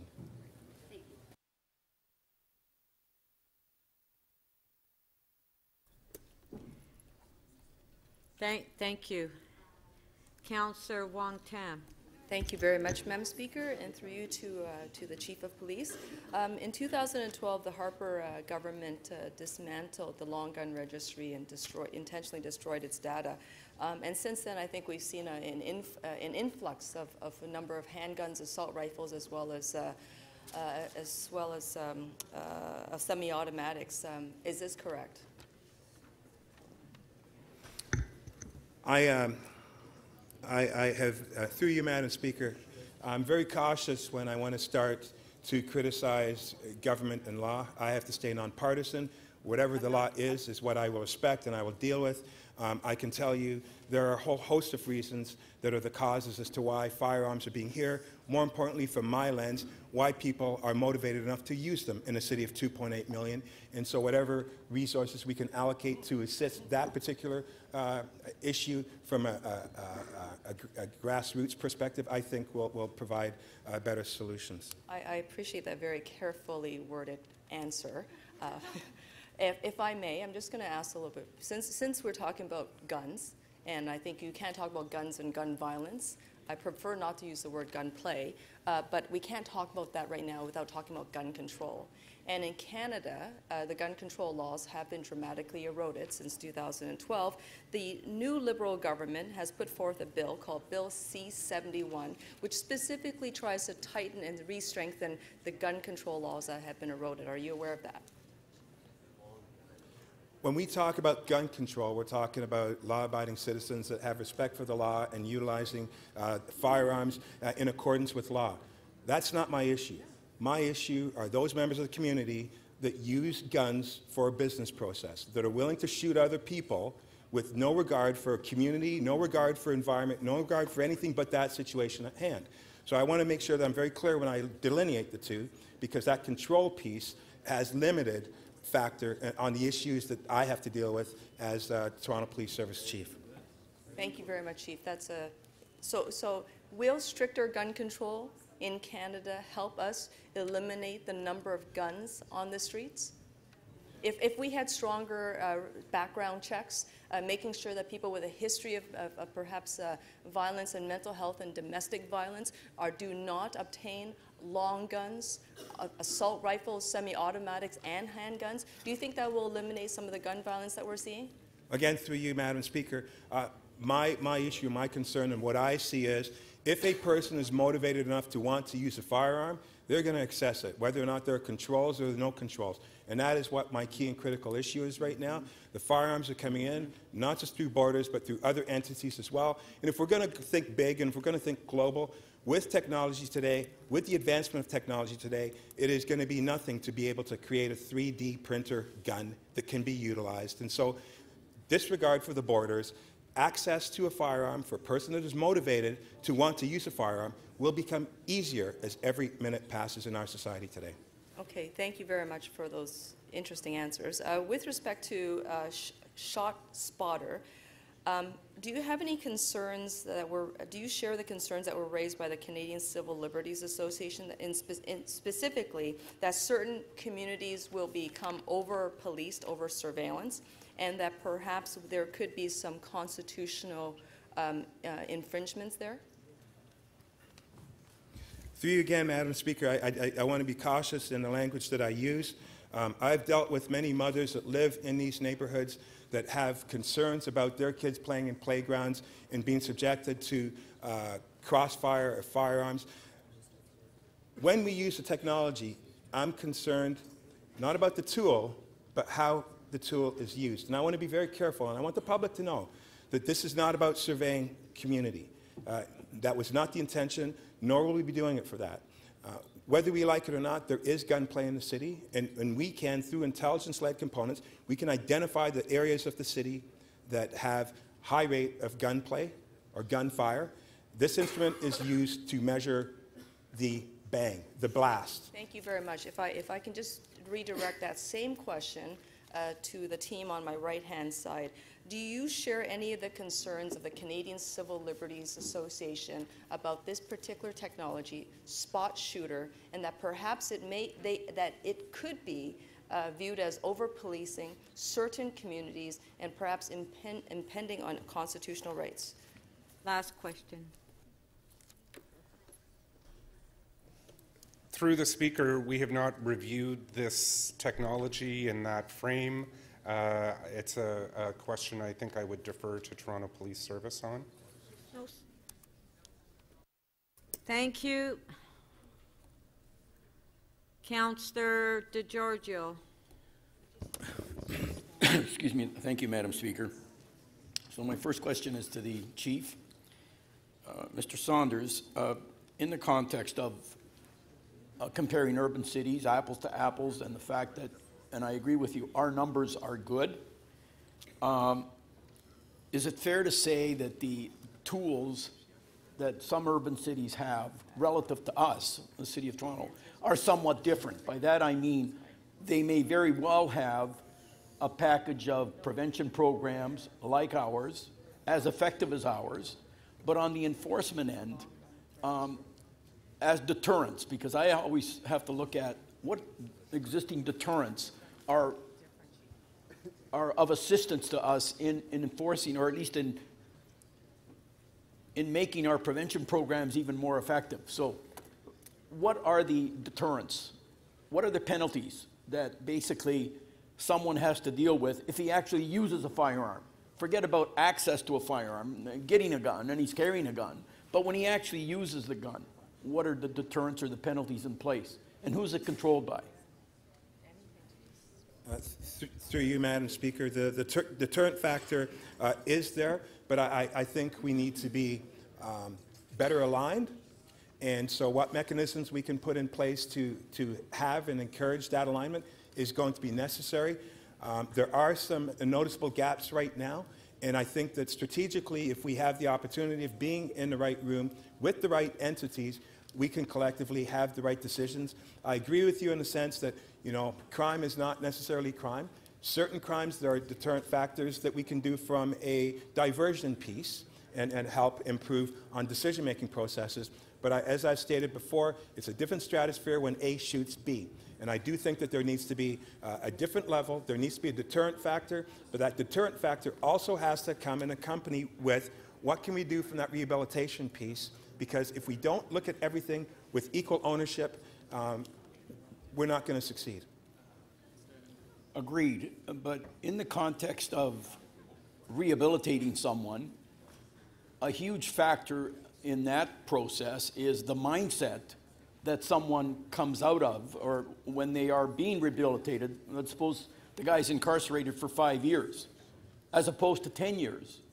My issue is, in my own experience, that if somebody, after 10 years, they come out with a different mindset, perhaps, and that's what I'm trying to drive at in terms of... Councillor DeGiorgio, please ask the question. Well, I'm trying to ask a question in the proper context. Yeah. So that's basically the way I'm looking at deterrence, because...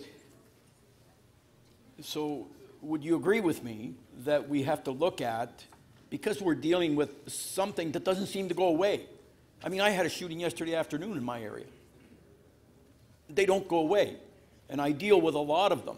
So I know, in my own background, that it doesn't matter how much you try and motivate people, it doesn't matter how much you have prevention programs, there is a certain element of society that will fall through the cracks and you just can't reach. And there's only one other way of dealing with that kind of a problem. And through you, Madam Speaker, I do not disagree. There is an entity, albeit very small, that are violent to the point where the deterrent piece just might not be there. And so the safety mechanism is making sure that they are not putting other people in harm's way. It is a small entity. I do agree with you. Having worked homicide, I have met some of those individuals that have killed multiple people, and I'm not sure putting that person back in the community again, we're going to be able to have the proper tools for that. That's up to the judicial system to decide, but I agree there's a very small segment where the deterrent factor is incarceration. Okay, the last question I have of you is this. A lot of times I'm told by police officers or people that I deal with that they are aware of who's causing the problem, but for whatever reason, they're not able to deal with them or put them away. Where does that come from? Is that part of the judicial sort of constraints that are in place? Through you, Madam Speaker, that is the law. I can tell you with almost all of the shootings across the city, the police service knows who shot who. But meeting the threshold to bring them before a judicial system, there is not enough evidence. Having information, having intelligence versus facts and evidence is what delineates whether or not incarceration or bringing someone before the courts is going to happen or not. And a lot of the times, we know who, but we don't have the threshold to bring him before court. No, that was your last question.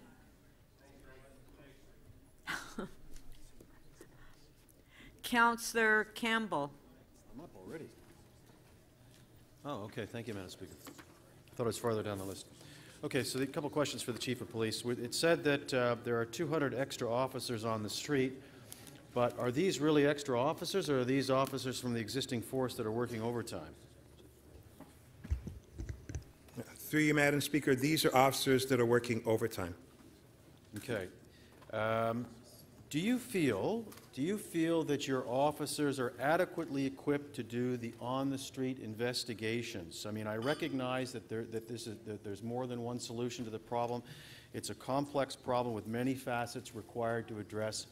But do you feel that gang members are more brazen since council and since the province sort of handicapped you by making restrictions on the-street checks? Through you, Madam Speaker, there are a whole host of reasons, Councillor, that has caused this. That may or may not be a factor, but I can tell you, in order to be specific, if we're looking at how we can reduce the gun violence, it is a combination of not just uniform presence, but also having officers and entities that are specialized in understanding gang subculture and then creating what plans are necessary to put in place to be surgically able to remove them from the community. If we're going to talk about the regulated interaction, I do appreciate where you're coming from, understanding that the product of the day, and when you look at what the concern was, I equate it to a herring net. A herring net does its job, and it does it very effectively, catches hundreds of thousands of herrings, but it also catches the sea turtles, it also catches the dolphins. Those were the beacon points that caused the social cost. Sure. Those are the points that resonated. We have modified, we've changed since, and hopefully we have an opportunity to figure out what the playbook looks like next in today's policing environment. Let me ask the question, because the Chief of the Peel Region Police Force, Jennifer Evans, says, "I believe there are more people carrying knives and guns than ever before." Do you feel that gang members and people that engage in gun violence are more brazen than they have ever been? And through you, Madam Speaker, the street gang subculture is a very brazen culture. You read the headlines and you see what's going on. That is why we have this gun reduction strategy, specifically because we know that most of the gun situations that are occurring in the city, I can only say 2% of the gun situations where shots are fired, I can only say 2% do not relate to street gang activity. So we're here to discuss the problem and to come up with a solution. What's the best thing that this council can do to support the police department in Toronto to address the issue? And could you say that clearly? Sure, thank you. And again, it's a collective approach. As we move towards what we're looking at doing, that modernization piece is critical. eliminating the resources that we have to do for all the calls that we're doing, taking a strong look at how you can push back on the calls that we have for people that live with mental health issues, not having law enforcement as a primary for that right now, because that's what's happening, as well as a host of other things to help reduce the non-emergent calls, freeing up my officers with the opportunity of being where the people need the most for what they're trained to do. Okay, and I guess the last question is, there's been quite a lot of talk that violence is perpetrated by people who are out on parole. Do we actually have a number that would indicate how many people on parole have perpetrated a certain percentage of crimes? And through you, Madam Speaker, I don't have those numbers. I certainly can get that to you. It will take some time. Okay, well, I just want to thank the Chief for coming today and for providing the answers, Madam Speaker. Thank you.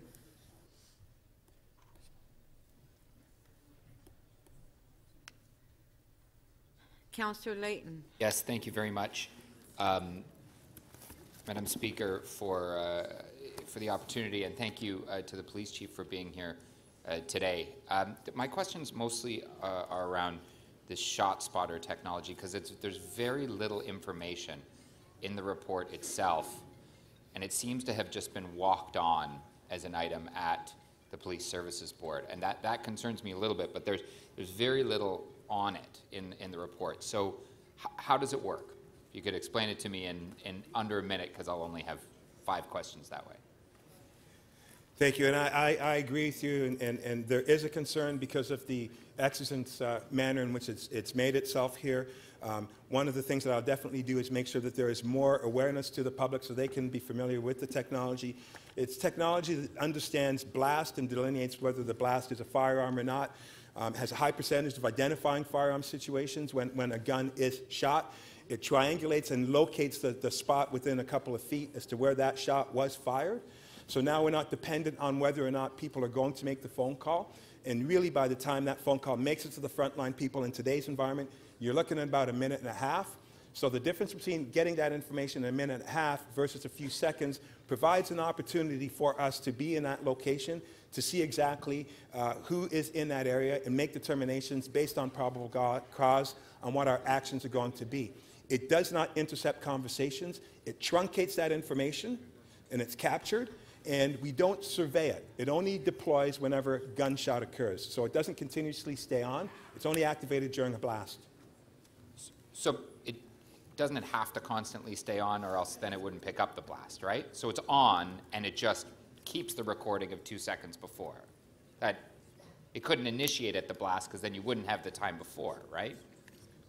Through you, Madam Speaker, my information is that when it is aware and it picks up the blast and it activates, and I'm sure that there is a buffer in which it'll go back a second or two and then go a second or two. But in that case, front. then, it is always recording.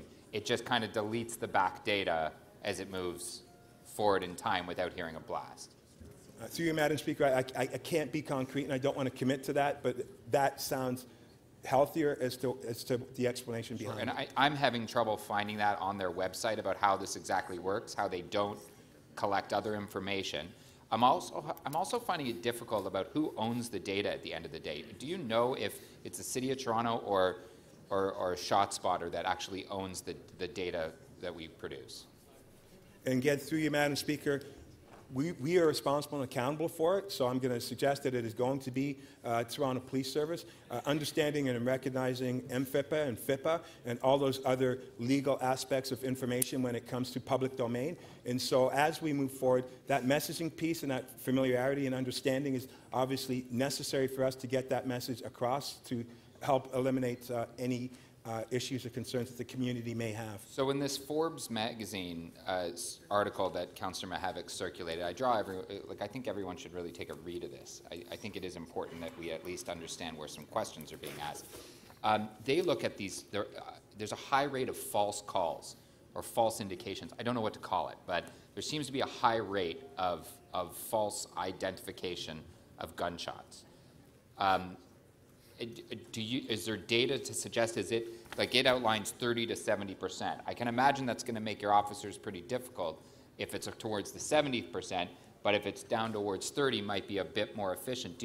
Have you been given any indication from ShotSpotter about how how accurate it is? And through you, Madam Speaker, again, it's not a one-size-fits-all. Understanding what the environment is, where it's located, there are going to be things that are going to give false negatives, and that's going to be based on location and a host of other factors which we have to look into when we make the determination. What's most important is how my officers respond, how they behave, and making sure that they are in accordance with law on the decisions that they make at any given moment. And I don't doubt that if it was 100% right, then that would be a really efficient use of your officers' time. The question that this article raised is how often it is right. Could I ask the city manager one question about procurement? This technology, this would be a sole source.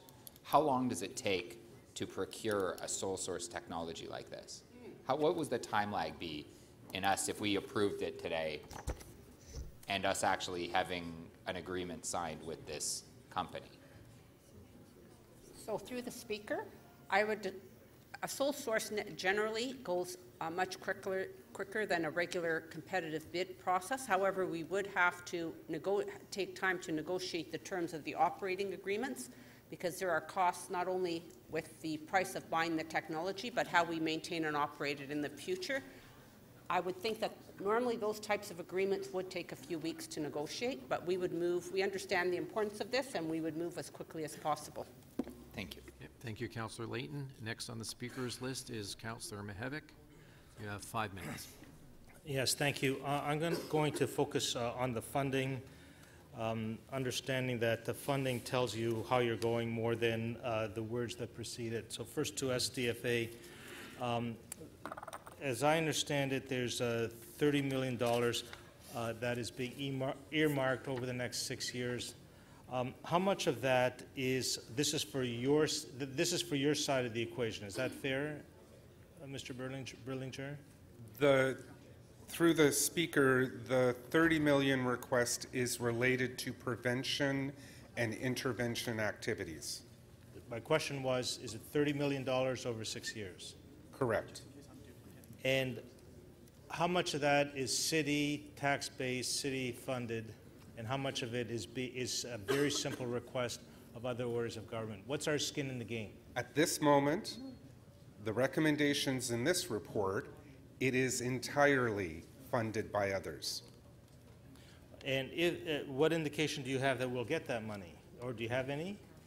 The indication on the 29 million is that there is a federal program for which we are completing the application form. That application is due at the end of this month for the 5-year period starting April 1st, 2019. So you're confident? We have every belief that given the situation in Toronto, the focus of that federal program, there is alignment, and Toronto would stand a very good chance of receiving support.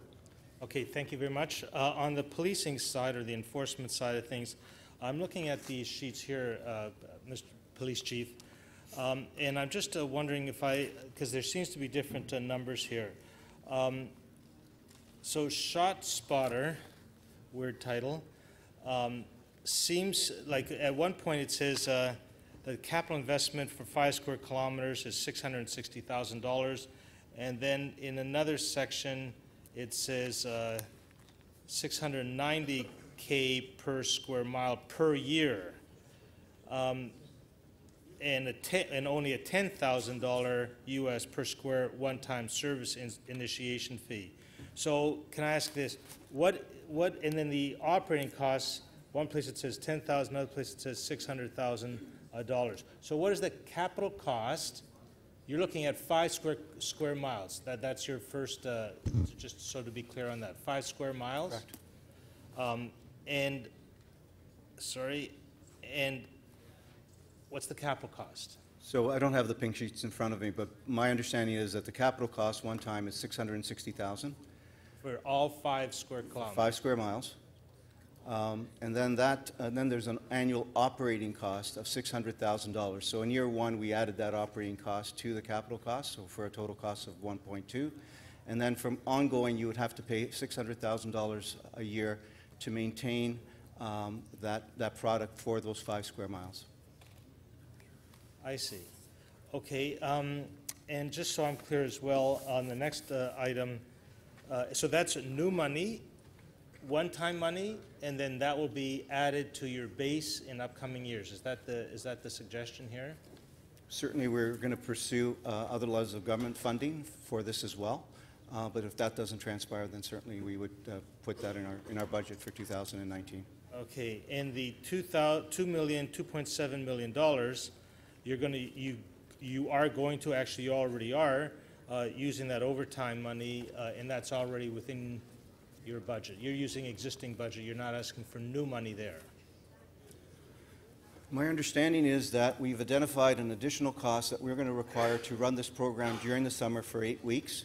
We will attempt as best we can to accommodate that within our current approved budget. We did not budget for this amount. And then we'll have discussions with City Finance at year end if additional monies are required to actually help fund it. I see. Okay, I think I understand. Thank you very much. Oh, sorry, one more. Can I ask just this? Has non-financial, so this is probably to the Chief, have you done a legal privacy review of ShotSpotter?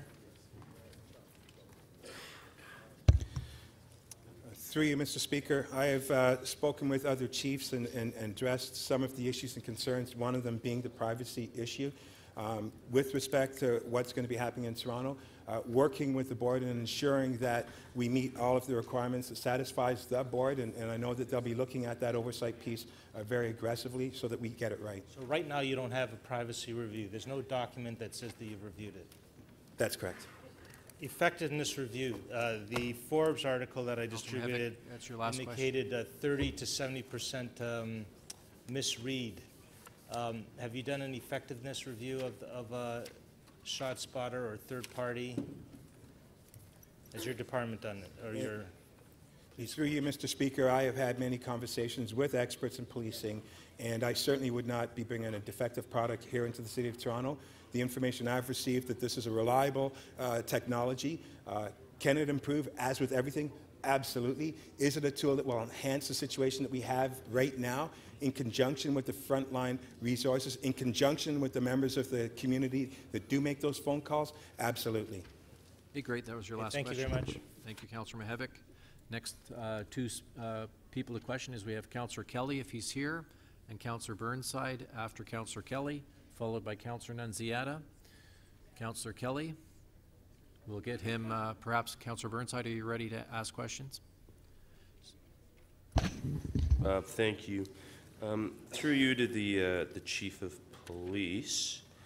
In terms of technology, I'm not. We are going to that sort. I'll call it photo radar. That's one aspect of traffic enforcement, but there are a lot of other aspects.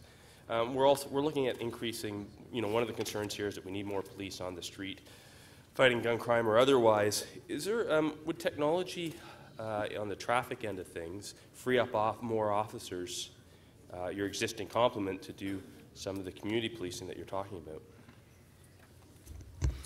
Through you, Mr. Speaker, thank you very much, Councillor, for asking that question. And the direct answer is yes. We have done extensive research over the years on technology when it comes to traffic enforcement, and we know that there is a tremendous success rate with technology. If there is a law or a sign that tells you you cannot do by law, and if there's enforcement 24 hours a day, 7 days a week, 365 days a year, we know that the research shows people behave better on the road. We know that it increases traffic flow. And more importantly, we know that there's a reduction of loss of life. And so adding all those factors, freeing up my officers to be dealing with the other pressures when it comes to traffic enforcement, distraction driving being one of them, I think that would be a fantastic road to move towards. So it's safe to say that we could actually save lives from a traffic perspective, free up resources, and also free up resources to address some of the gun violence in our city, and that we really need the province to give us those permissions to move forward with that a lot more quickly than they have. Is that correct? Through you, Mr. Speaker, yes, the answer to that is correct. Thank you. In terms of ShotSpotter, have you heard of a Superintendent Eddie Johnson of the Chicago Police Department? Yes, I have. I have a quote here. He says, "The one technology that has made the most difference in Chicago's reduction in gun violence in the last 12 months has been ShotSpotter. It's a game changer." Through you, Mr. Speaker, in March of this year, I was in Chicago.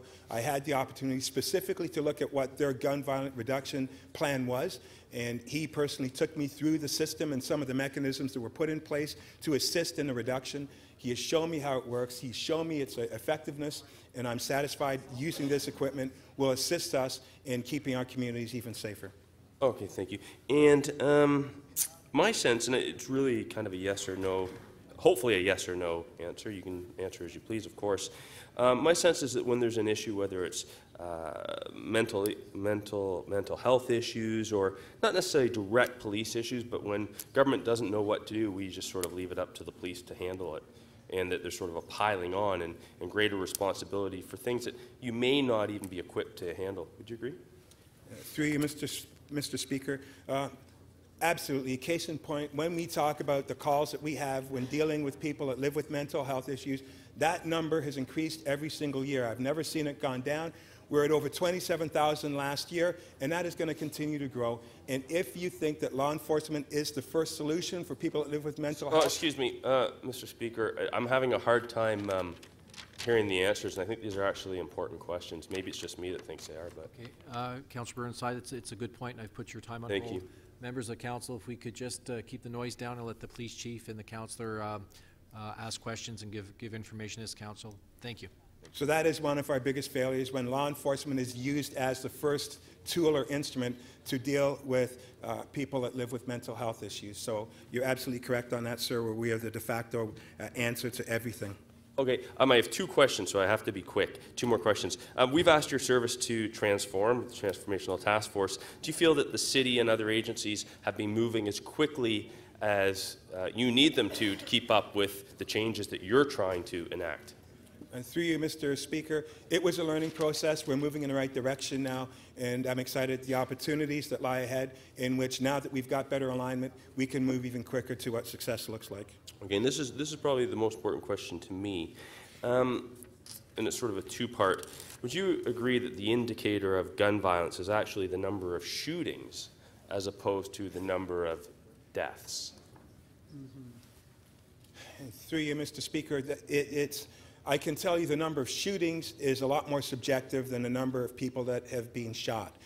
Case in point, this year in mid-June, when the numbers were total victims shot was 600. Example is, if a person walks into a room and there are 100 people, one person gets shot, the total victim shot would have been 100.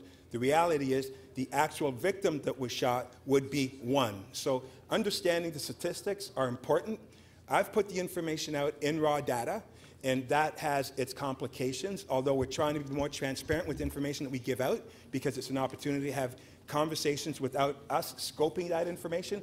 But there is a downside to it, and that downside is that sometimes if you don't understand what the data is actually saying, it can create some complex issues and concerns. Okay, thanks. But would you, do you feel, we've had obviously numerous debates at council. Certain newspapers have really been quite critical of the police budget, citing the decrease in crime, and now, of course, we're all very concerned about the gun violence.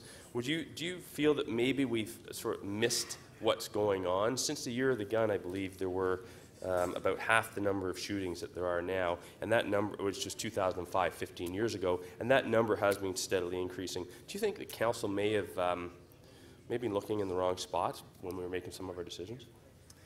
Through you, Mr. Speaker, that question is a loaded question, which I'm not going to answer right you don't here have to. in this platform. Okay, thank you, Councillor Burnside. I have Councillor Kelly next to ask questions. I'll just put on your mic, Councillor Kelly. There you go. Thank you, Speaker. My first series of questions are addressed to the Chief.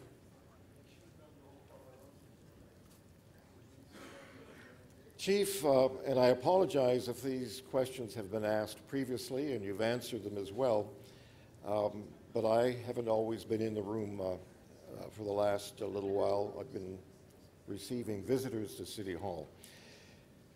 Chief, I've heard that Chicago has the tightest gun laws in the states, and yet it has the highest murder rate. So how do you address these two ends of the spectrum?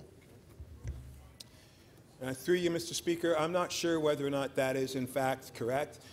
Speaking and listening on the platform of the Major City Chiefs Association, the largest police agencies for urban policing in North America, one of the concerns that was raised that I'm aware of is the fact that people in possession of firearms do not receive strict deterrent measures when it comes to the end process. But then having said that, sir, when we're dealing with a complex solution and we just take and extract one element of the problem and not address it holistically, then we go down a slope that necessarily is not going to provide what the reality of what the issues are at hand.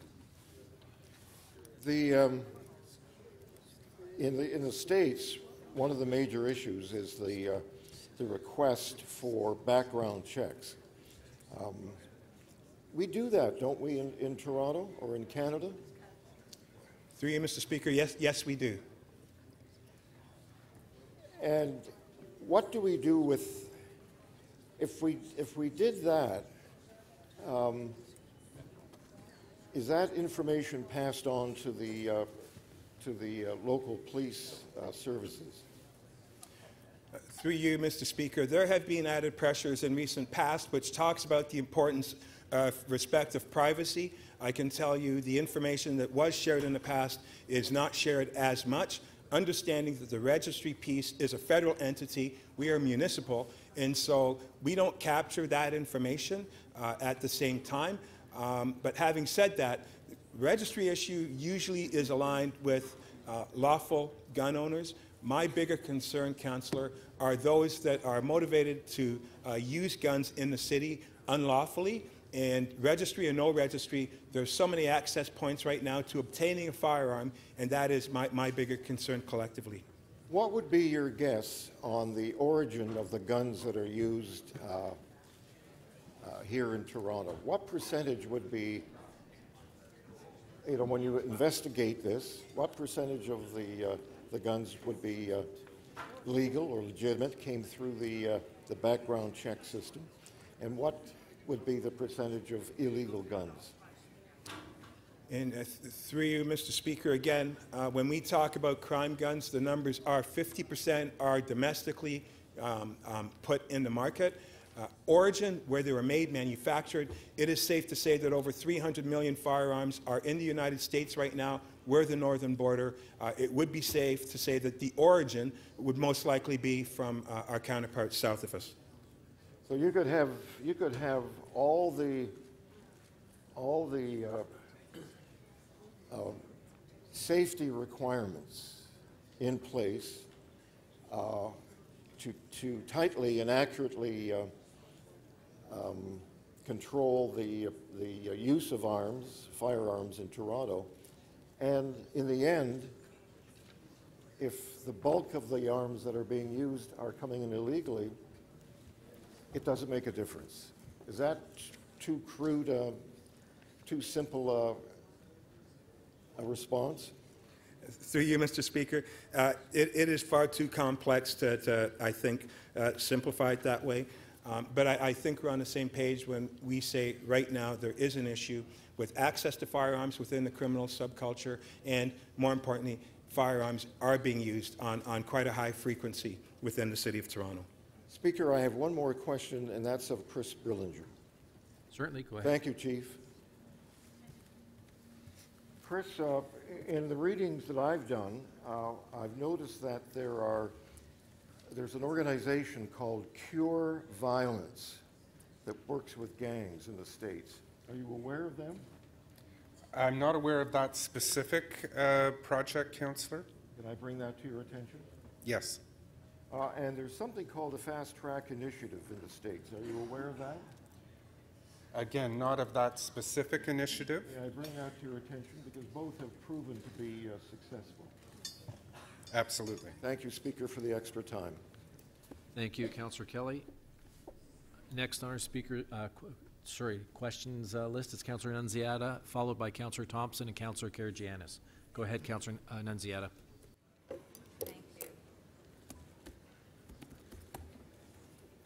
Thank you.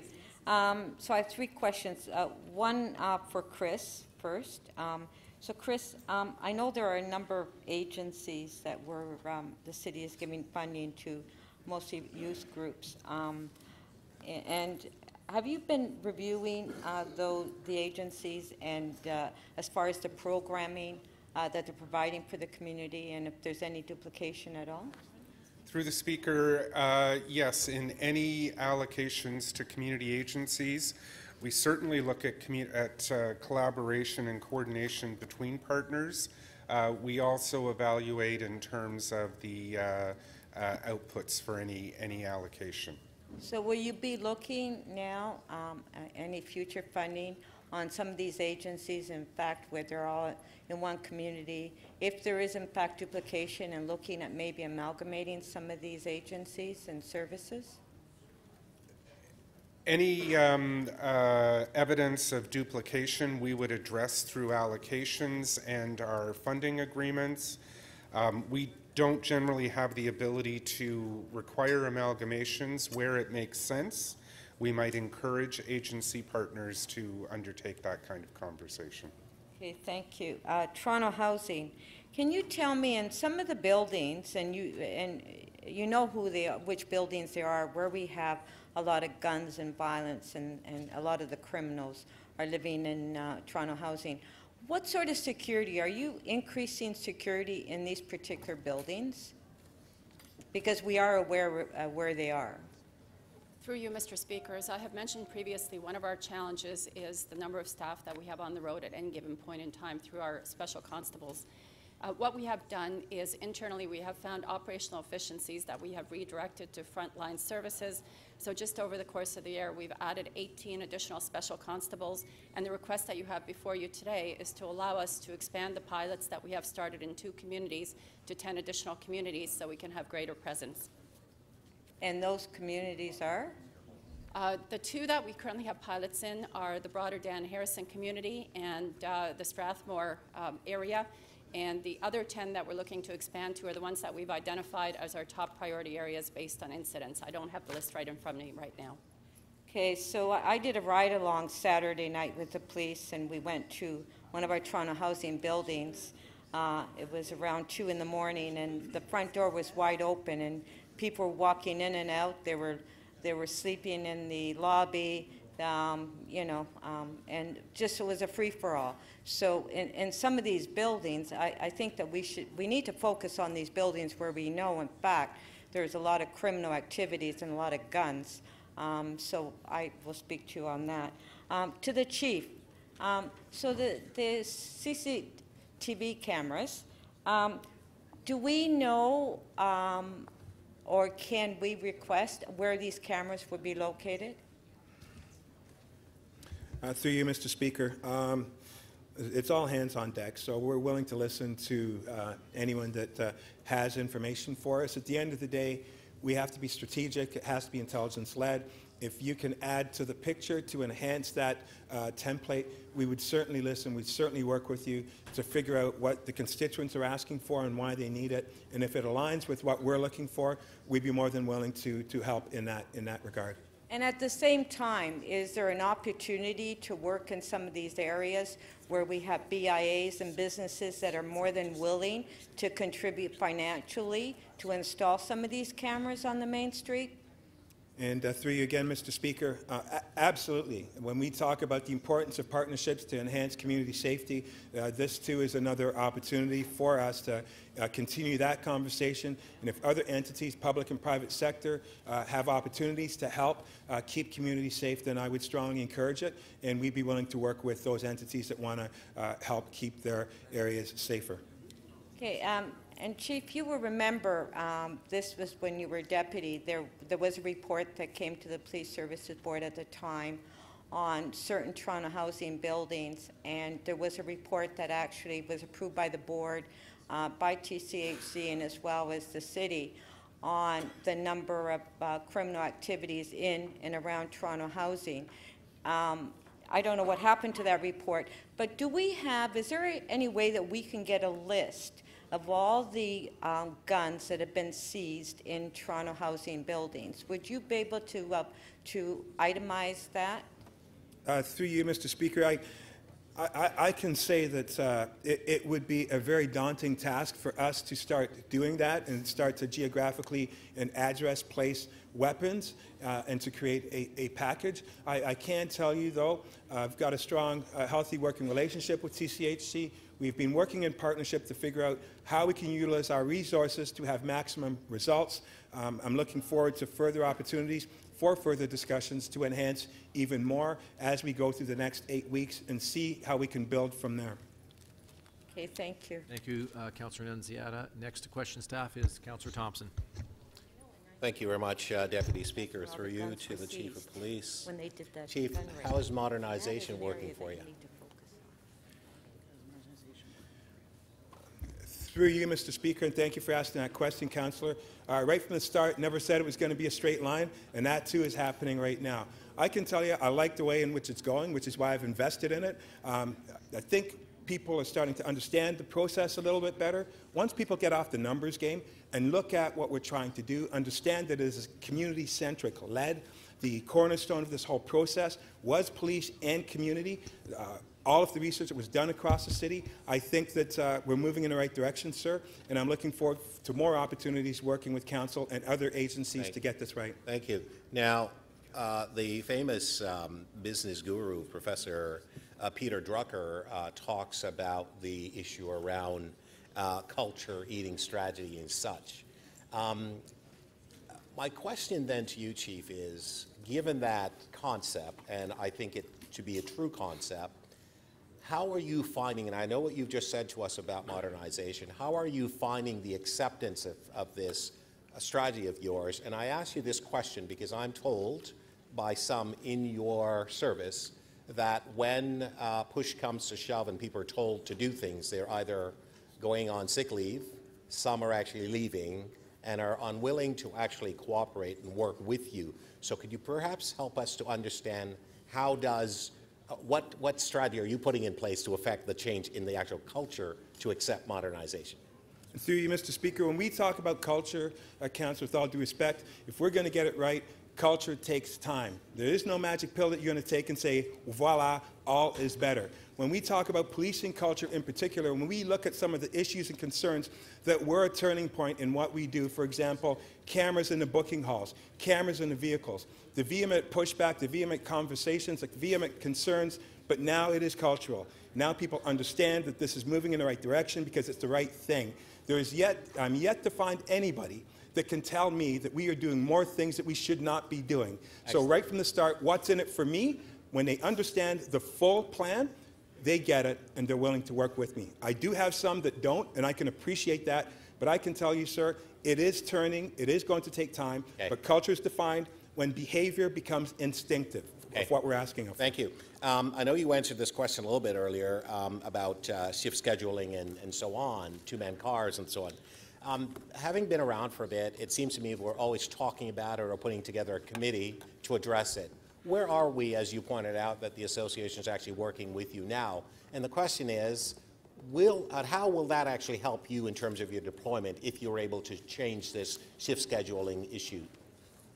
Through you, Mr. Speaker, with the shift schedule, as I stated earlier, when we have approximately 245 people working within serious times when the violent crimes are being committed, I know that I need more resources there, and I've said that from the start. The deployment piece is what's necessary. The association has started to work with us right now. We have a model out in the east end of the city where we've added another shift on top. We don't have enough time right now to present to you what the difference was then versus what it is now. I can tell you, though, that the feedback has been positive because we're listening to our men and women. They're telling us it's not a one-size-fits-all. Right across the city, different shifts are going to be required to make sure that we can define success better. Fair enough. Chief, there's been a lot of questions, and when I asked for you to come to council, we did not have what happened on Danforth at that time. Given that fact, are you familiar with the project Fast Track in New York and what is actually taking place there? It seems to me one of the things that we're actually failing to address as part of this whole issue, whether or not it's addressing the guns, whether or not it's addressing the issue of people coming out of the system, coming back in our community, it's actually fast-tracking and accelerating the process when your officers charge people with respect to the judicial system.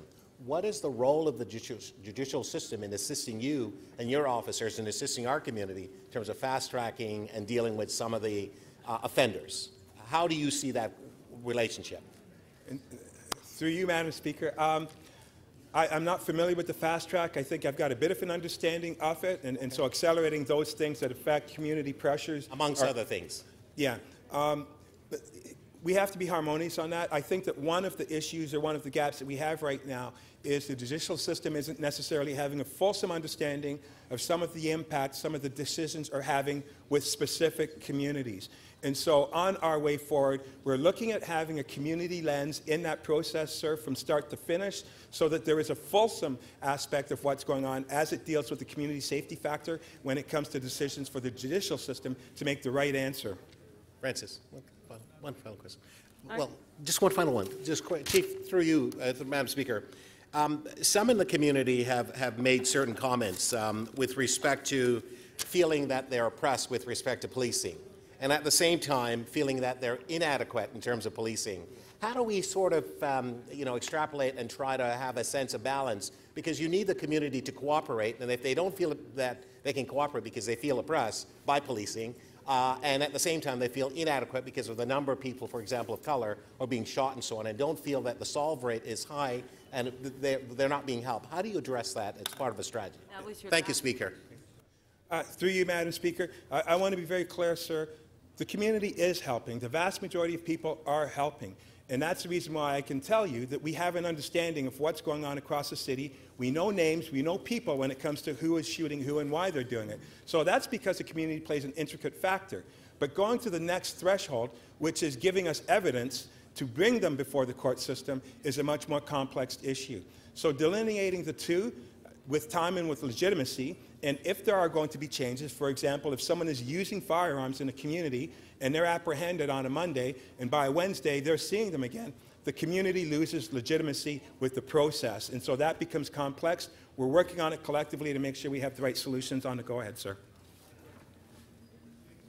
Thank you. Councillor Karygiannis. Thank you, Madam Speaker. Through you to the Chief, what can you tell us about the 10-year-old, sir, that passed away on the shooting on the Danforth? What can you tell us about their family, about the grandparents? Would you be able to elaborate on something like that?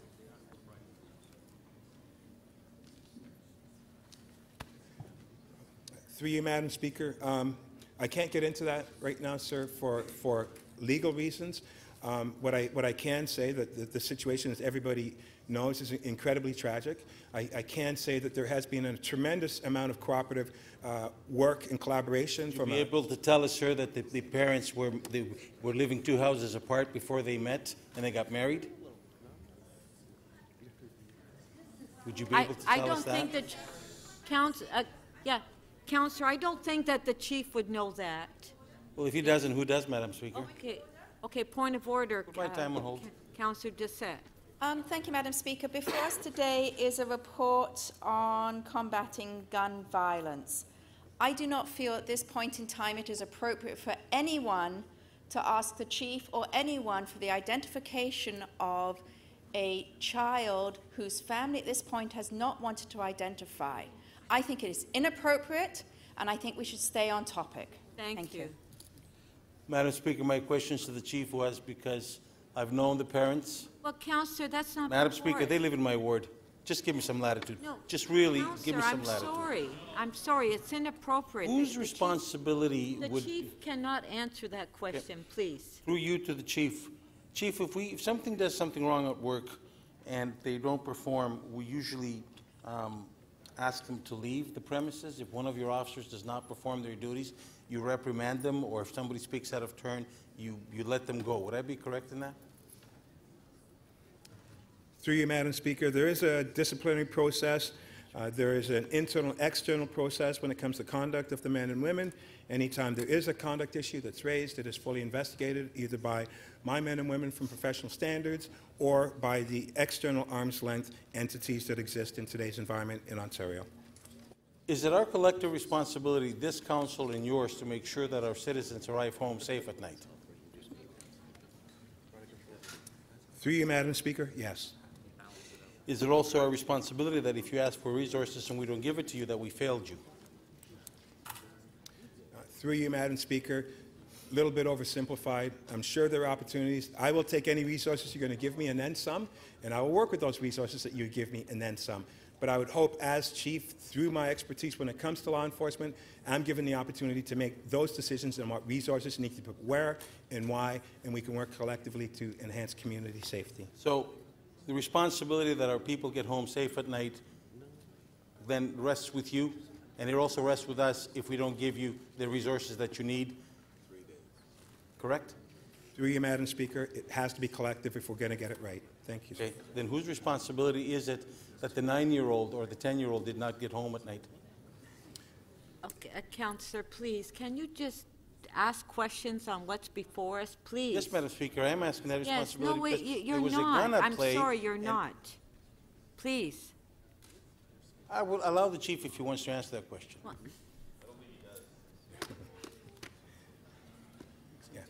You don't need to answer that question, Chief. Through you, Madam Speaker, what I would ask for is dignity and respect to the families, first and foremost.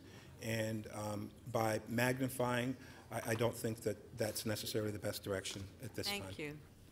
Chief, what would you ask of us to do so we can help you to get the guns off the street? What would you want from us? Through you, Madam Speaker, work with us and we can have a collective voice on a provincial and on a national platform. And I think that there are some laws that could be changed. I think that there are resource opportunities. Right now, all levels of government are willing to help. I think that this is an opportunity, sir, for that conversation to happen, and I think collectively we can make the right pitches to get the proper funding. Are most of these handguns that are on the street handguns of legitimate owners that have been stolen and are circulating out there?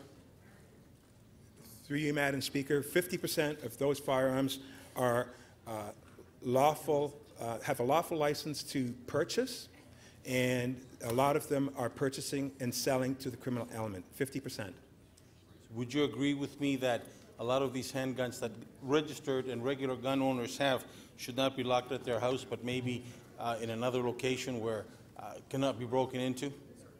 And through you, Madam Speaker, as I stated before, Councillor, my bigger issue is a person that is motivated to purchase a firearm and use it for criminal purposes.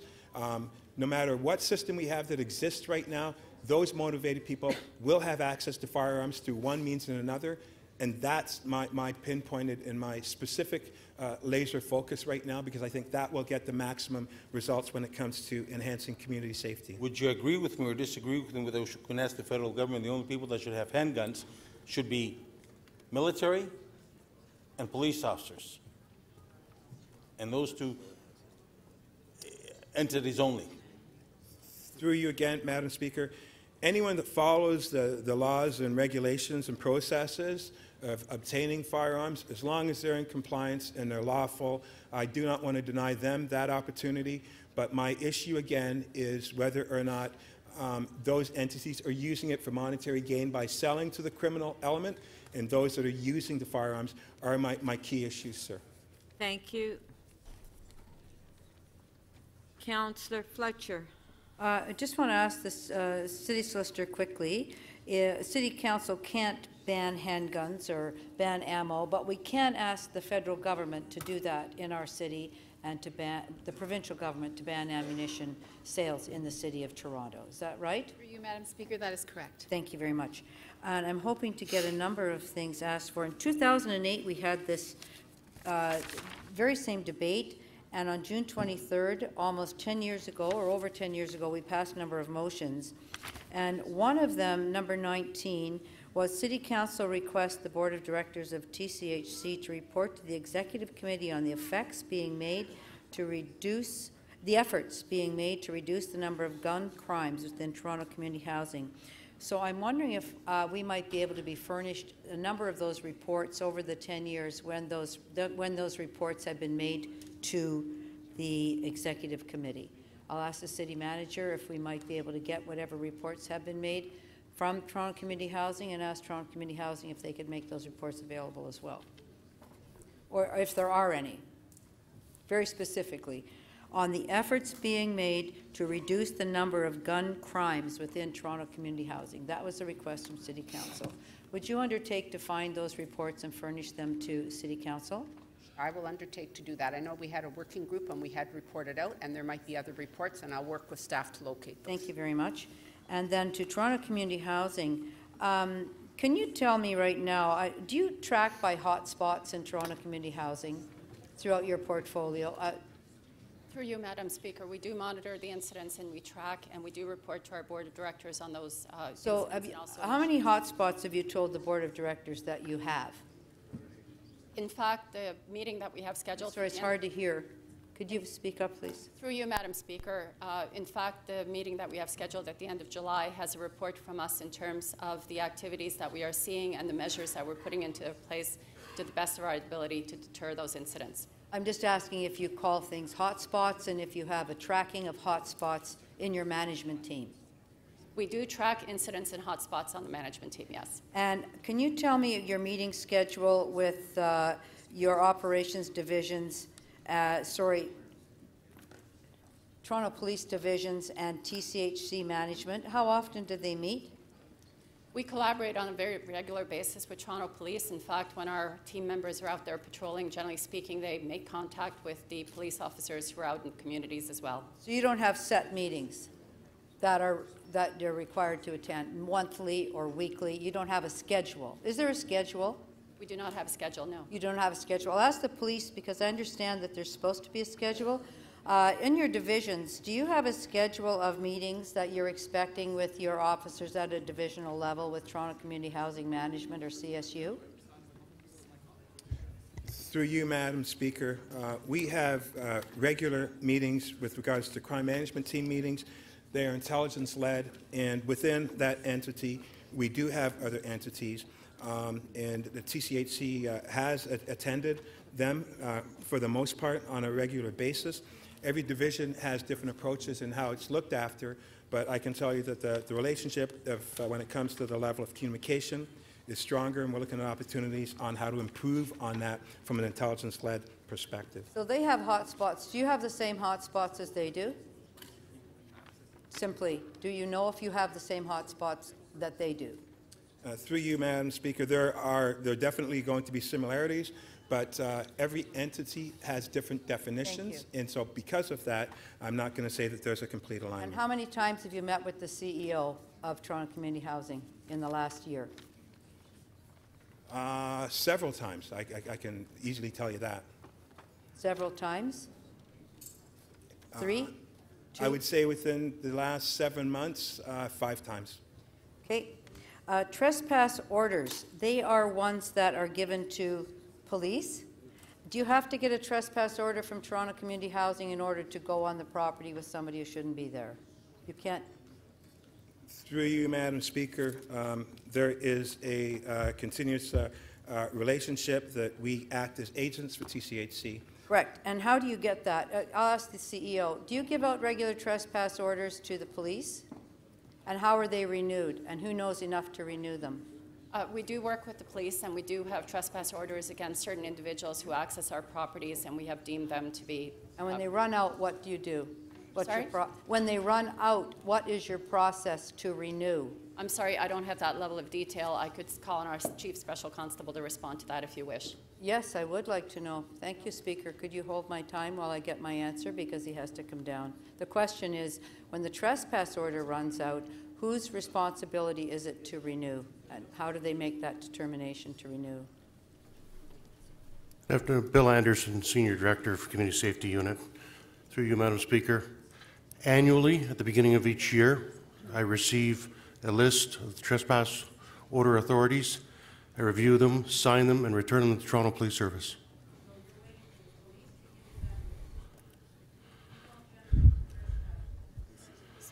Yeah, that was your last question. You do. TCHC does not give a list to the police telling them who is trespassed on TCHC property. Okay, that's it. Oh, I'm sorry, I was speaking to a different, so one's a letter of authority I do annually, and then...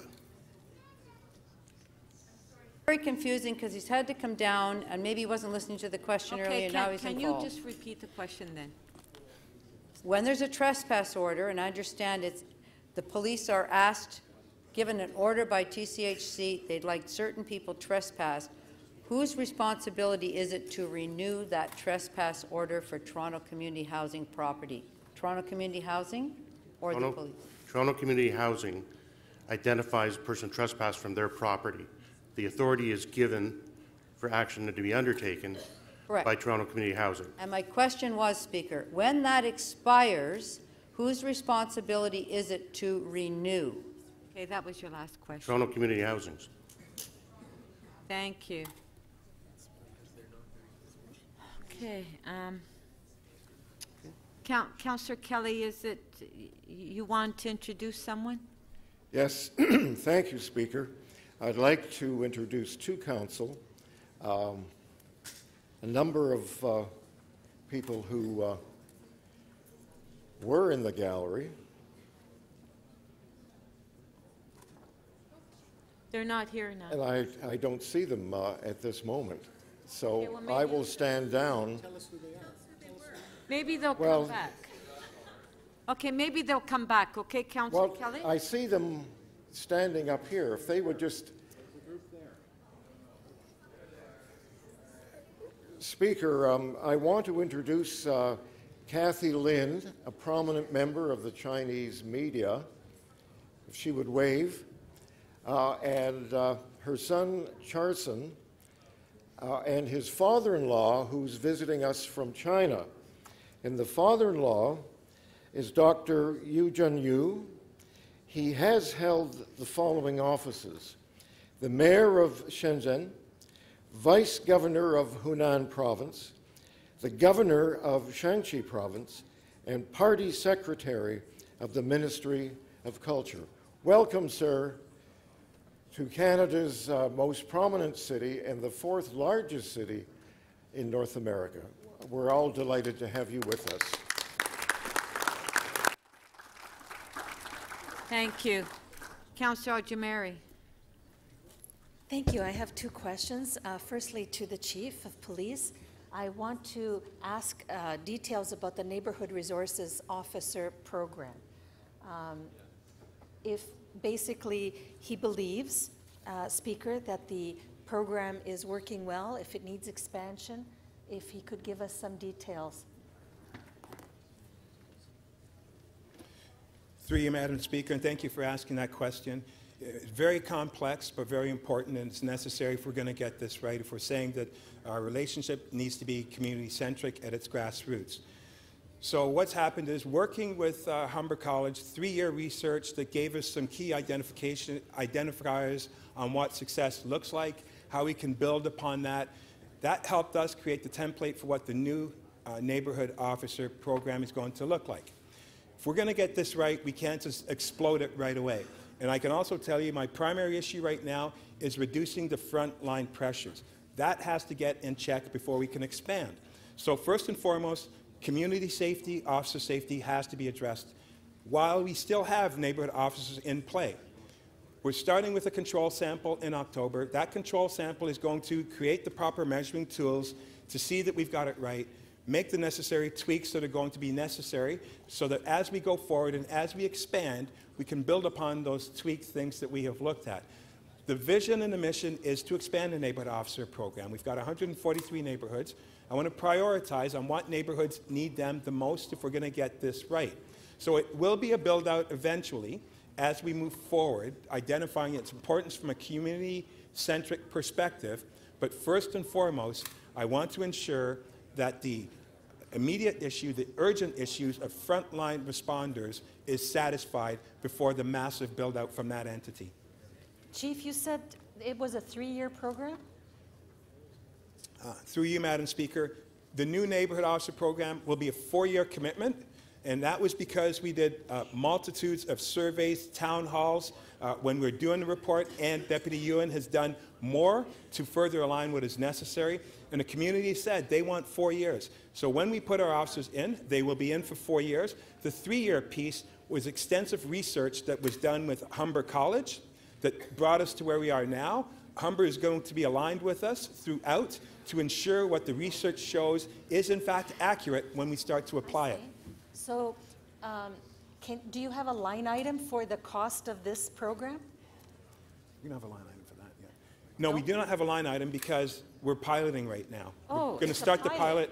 Yeah, we're going to start that pilot in October. We're making a presentation to the board in September to give them an idea of what we're looking at. So the enhancement pieces are going to be there. The existing 96 officers that we have right now are going to be utilized with us with the gun reduction plan that we have, and the full rollout and implementation piece is going to exist in the early fall. So is the pilot funded?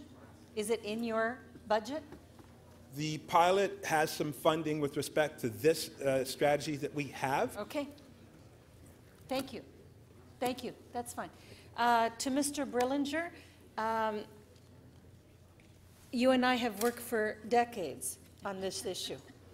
And every few years, it explodes, and then it seems to recede. I need some guidance from you, Chris. What have we done wrong? What haven't we done enough of? What haven't we put into place all the times that we have actually tried to combat this problem? Through the Speaker, the issues that we are discussing are incredibly complex. The root cause is complex. The root causes, including poverty and racism, continue to be issues that we struggle with in this city, and we have to keep addressing those as best we can. So it's clear to you and your department, and you're the experts, that the root causes of gun violence in this city are racism and poverty. That's what you said? They are certainly key elements or causal elements. They are not exclusive, but certainly they are key to the issues. So in the past, when we've dealt with this issue, we've brought in programs and pilot projects, etc. What's been the problem with these? Why haven't they worked? Through the Speaker, Councillor, I would agree with you that when there is a series of events, often there will be some project funding to address short-term initiatives. What we need to focus on is sustained, targeted investments that address the issues we're talking about. Okay, we don't have quorum. I don't know where everybody is. Yeah, could we have a quorum call? Everybody is just scattered everywhere.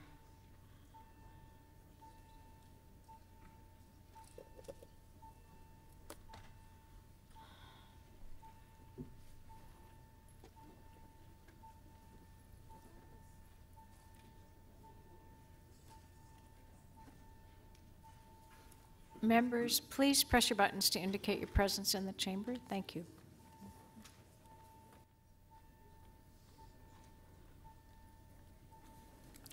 Councillor Davis, please.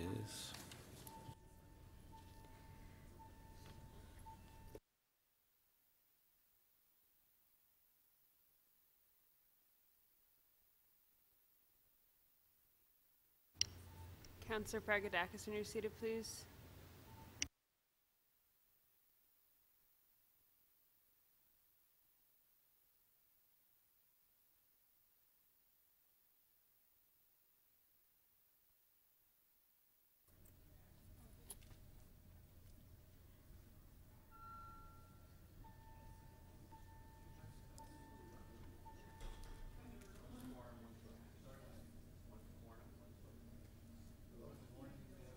Do we have quorum? Oh. Madam Speaker, there are 27 members in the chamber. Quorum is present. Councillor McMahon. Thank you very much, Madam Speaker. Good morning, colleagues, charming colleagues. So first of all, to the Chief, thank you for everything you've done on the Danforth and beyond. How do you feel it is going with the amalgamation, the first amalgamation of divisions 54 and 55 division? Through you, Madam Speaker. It's too early to determine, but this is an opportunity for us to really do a comprehensive research on what the district models are going to look like, to fix whatever nuances need to be fixed. I can tell you, having the overlayer of having an additional shift while working with the association to create that, I'm hearing some positive feedback, anecdotal at this particular point in time. I certainly hope I have the opportunity to later on come back and have more tangibles on that.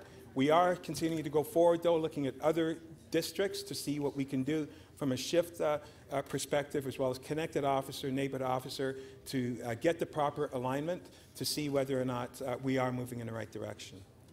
And how do you feel about the new location, the new site? You happy with that? Are your officers happy with that location?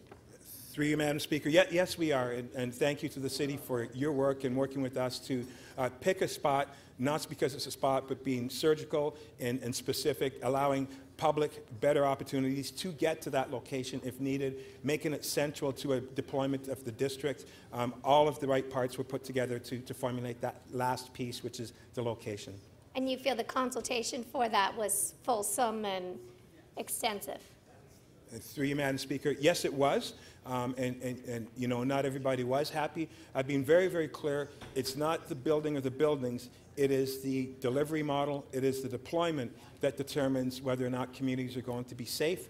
And so working with the community and having those town halls has given us an opportunity to understand the emotion behind it and what we can do to help curb that. So a messaging piece is going to be necessary on the go forward, and I look forward to successes down the line. Okay, and then I'm just switching gears too. Can you explain to me how the officer's sick bank works?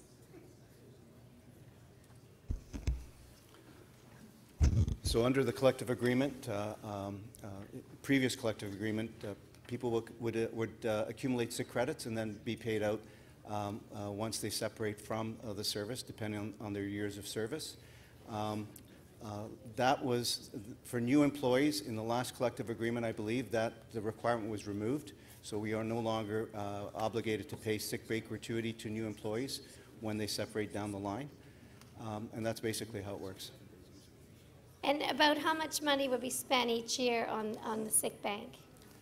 It's about $13 million. And so with the new employees, you won't be doing that.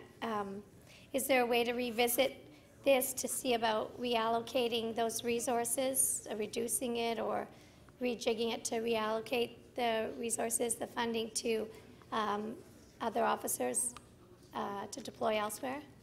In terms of using those savings to, that is really a board decision that we would have to have a discussion through our budget process, but there's also a collective agreement aspect to it. But with if that kind of policy has ended with the new employees? So, I'm sorry, I didn't catch that last part. The original sick bank It ended with policy has ended now. new employees are not entitled. able to, aren't eligible under that program. Okay, thank you very much. Thank you. Councillor Hart. All of my questions will be directed to Toronto Police. A question was raised to our city manager earlier about sole sourcing, and the answer was that it could be turned around in about 3 weeks. To the CAO of Toronto Police, can you tell me the steps that would have to be put in place for ShotStopper before it was implemented? First thing we would do is basically define our requirements in terms of, so we've given an estimate around 5 square miles. We'd define that a lot more clear in terms of what would go into the document. We would then work with the company to basically get some quotations based on those requirements. But before we even get to that point, and I think it was alluded to before, we'd have to do our due diligence just in making sure that we speak with the Privacy Commissioner, we do a privacy impact assessment if it's required. Those are all steps that we would have to take. In terms of the timelines, once that's in place, we certainly want to have a contract that certainly protects the service's best interests, both in the short and the longer term, including exit clauses if we decided that we didn't want that product anymore. And would all of that be reported to the board before implementation? Yes, that could be part of the September report. And in terms of ownership of the data, would that also be addressed to the board? Absolutely. Okay. And to the chief. To the Chief, just a quick question on the technology. I've done a bit of research, and I think you've already answered this question. The technology grabs about 6 seconds worth of information. Do you have any concerns that that 6 seconds worth of information will contain a lot of privacy information? Through you, Madam Speaker, I don't think it will grab a lot of information, but I think the bigger question from a public perception is it's grabbing. It has the opportunity to grab, and I think that's the bigger concern. When we talk about the gunplay in the City of Toronto and Toronto-centric experience, most of those issues are occurring late at night when we talk about what is going on, and so there are limited people that are out. But having said that, the objective of the ShotSpotter is not to capture conversations. We are not interested in that. It is to capture what it is designed to do, and that is when people are shooting firearms in the city. And so it's loud and clear that there has to be a stronger communication piece from our organization to the public so that people can understand it a little better, and we can collectively understand that there's a level of comfort that needs to be looked at and spoken about. Just a quick question on resources. A few councillors have raised the issue of the numbers of resources and whether or not you need more.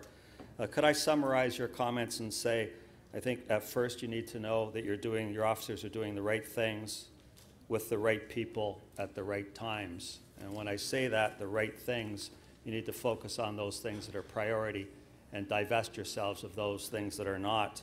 And the right people would be officers and sometimes civilians, and the right times would be the shift schedule. Have I summarized that fairly correctly, Chief? Through you, Madam Speaker, in one word, amen. That is correct. Thank you. Thank you. Okay, members, it's 12:30. Now we have three more questioners, and the Chief cannot be here. We have 4. The Chief cannot be here after lunch. Well, not if people keep adding their name on. Councillor Perusa just added his name on, so now we have 4. So we close the list. No more questions. Okay, motion just to allow 4 questioners. On favor? And can I have members of council please take their seats because we do not have a quorum again. Quorum call.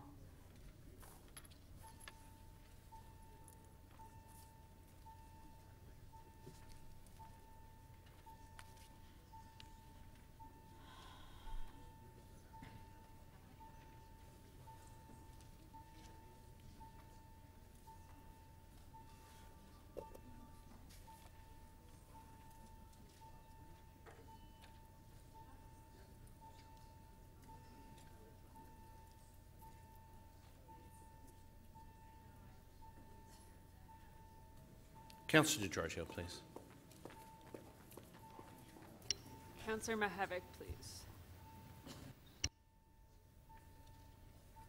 Councillor Ajamari, please. And if I can ask members to please remain in their seats. Councillor Fletcher, please. Councillor Holliday. Can't believe this.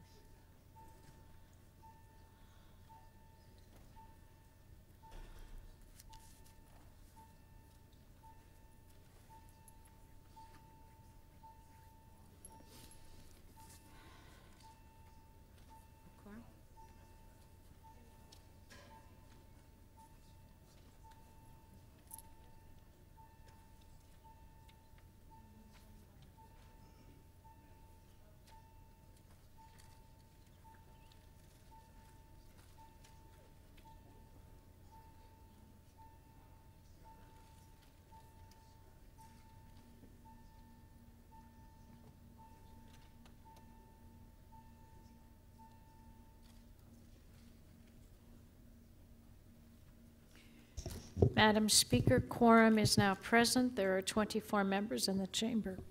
Okay, so we only have 24, so please, members of council, do not leave your seats. Please remain in your seats until we finish the questions. Yes, Councillor Jamari.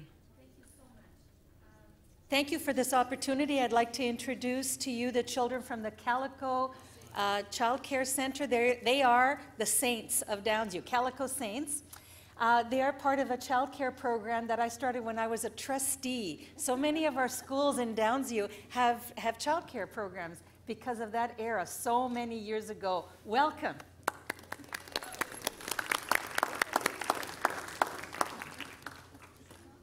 Thank you.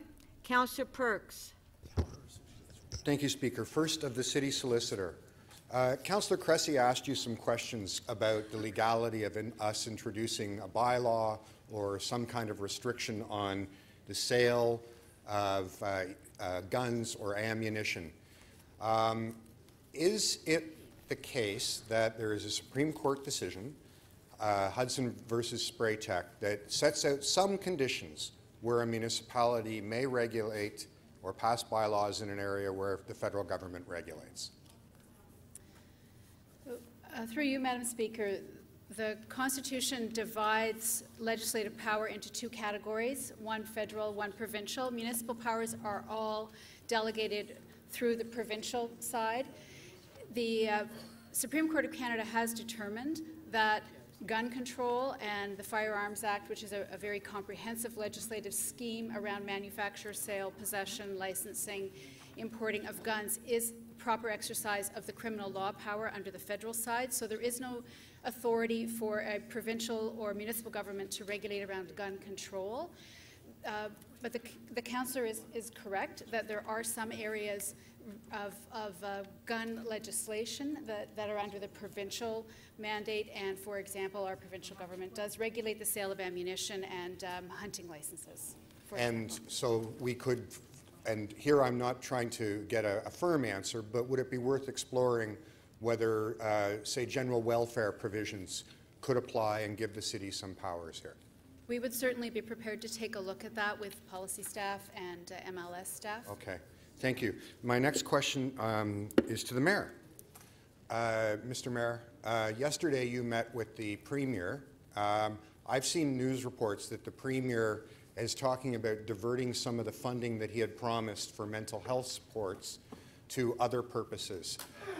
Would you be prepared, if there were a motion, that this council encourage him to continue all of that proposed funding for mental health supports? Would you be supportive of that?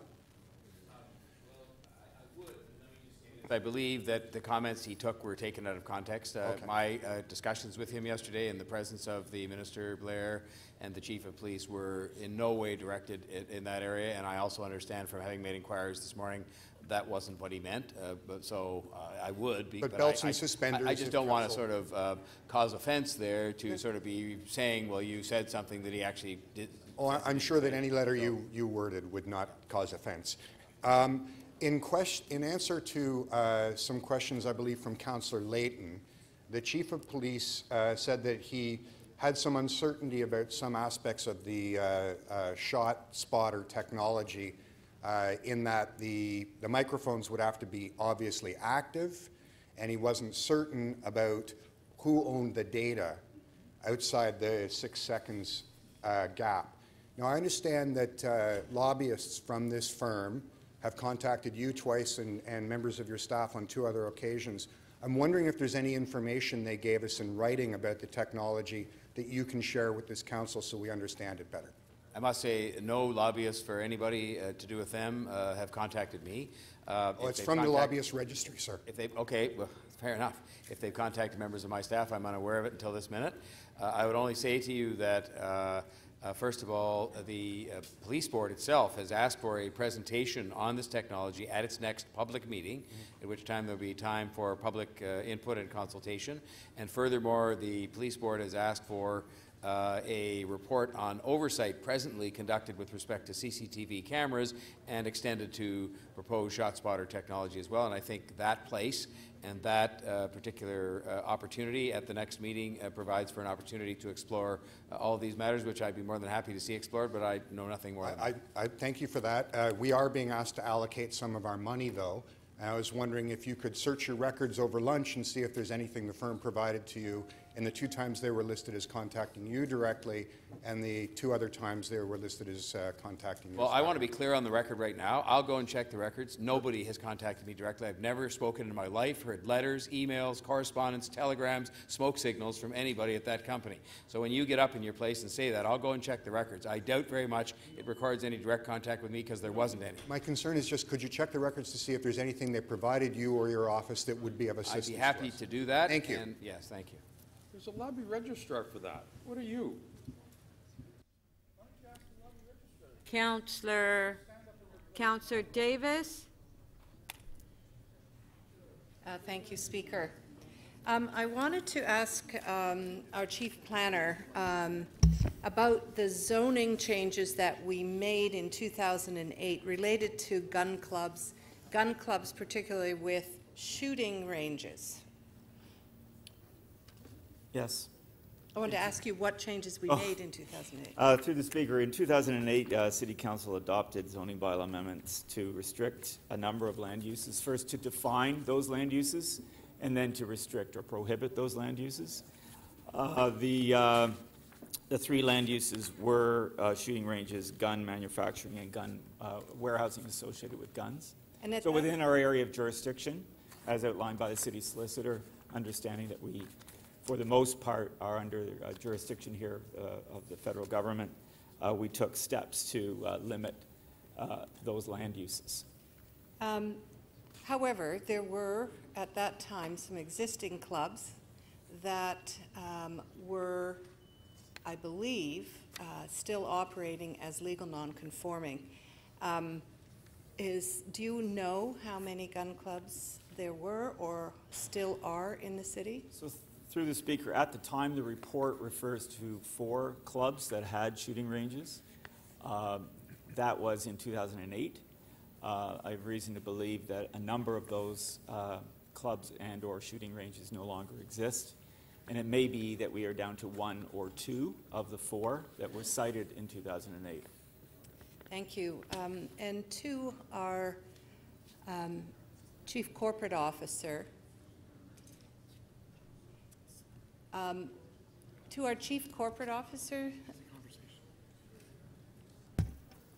or your new title, tell me your new title. It's okay, Councillor.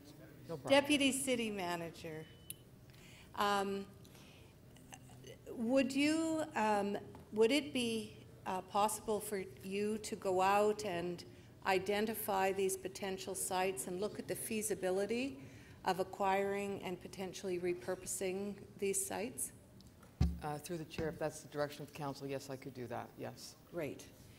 To the Deputy City Manager, Cluster A, one of the things that we've learned over the years is that young people can get into trouble and get on to a track that's hard to reverse or change long before they are what we would call youth and who are in the middle childhood years. I'm wondering if you could confirm that it's important for us to be looking not just at a youth strategy, but at our middle childhood years to help kids avoid involvement in these kinds of illegal activities. Absolutely, Council. That's particularly important for children between the ages of 9 and 14. And so I've read the youth strategy. It doesn't coordinate or particularly include the middle childhood. And I'm wondering if you think that that would be a valuable thing that we should do to look at those years and make sure that we're looking to reach children earlier and coordinate these efforts between the youth strategy and the middle childhood strategy. Yes, it would be worthwhile. We find that children from 9 onwards generally do not like to participate in childcare, so it's important to find other avenues through which we can reach them. Great. I wanted to ask the city clerk.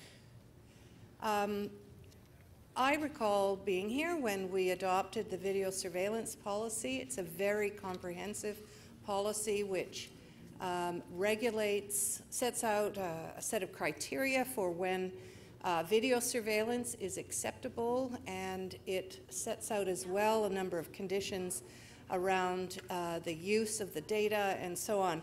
Does our video surveillance policy in its current form, would it gather the kind of information that ShotSpotter is intended to collect and ensure the protection of privacy? Madam Speaker, no, the current surveillance policy that the city has does not cover strictly audio recordings. It covers video recordings. It's under review, as I understand it, however.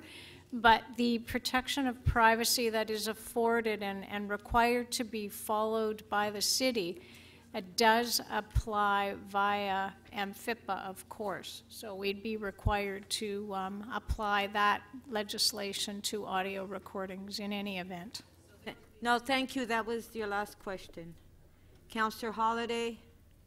Thank you, Madam Speaker. My questions are going to be for Chief Saunders through you. Chief, I know you've had a lot of questions today, and I just really want to try to get a summary of your answers. What is it that you need from City Council to deal with gun violence in this city? Just in a simple bullet point. Is it the recommendations before us? Is it nothing, just stick with the plan? What do you need from us today? That's a question that I could spend quite a bit of time on. If I can shortcut it, my priority right now is to reduce the pressures from the front line. We're doing numerous calls that we should not be doing. There are opportunities for a city to be involved in that. Number two, we're working with the city on other aspects of reducing those calls for service. So when we look at the school crossing guards, which starting September we will no longer inherit, is a good step. When we look at the 311 issue and a transfer of some calls, that's another good step. So looking at what other alignments City Hall might have to offer will be critical. Number three, when we look at next year, it's an investment year. There are a lot of things that we're looking at to expand on the existing model so that it can deal with the pressures of today's environment. So hopefully the conversations that I hope that City Hall will have is having a fulsome understanding of the 32 recommendations in a modernization plan, understanding what the asks and opportunities are within that model. That would greatly assist me. So to paraphrase, it really is stick with the plan, the modernization plan that we've got. We've got lots of big ideas that are starting to come out in motions, but if I'm hearing you right, you've got a plan. Through you, Madam Speaker, yes, we do have a plan, and there are opportunities for more growth and development within the existing plan. Okay, and I guess I also heard, I think you want us to shore up our resources at the city to take the burden off you for non-emergency calls. Would that be right? So that's, dealing with our 311 center, dealing with the noise bylaw calls, dealing with all the other nuisance things that your officers have to put their attention to when they could be out dealing with gun violence. Through you, Madam Speaker, that is the concept that we are looking at. It's not just City Hall. There are other agencies and other opportunities. Our delivery model has to change as well, so having an understanding of that and what that will look like would give us an opportunity for having further fulsome discussions on how we can enhance our existing resources and how we can work on expansion pieces, but where needed.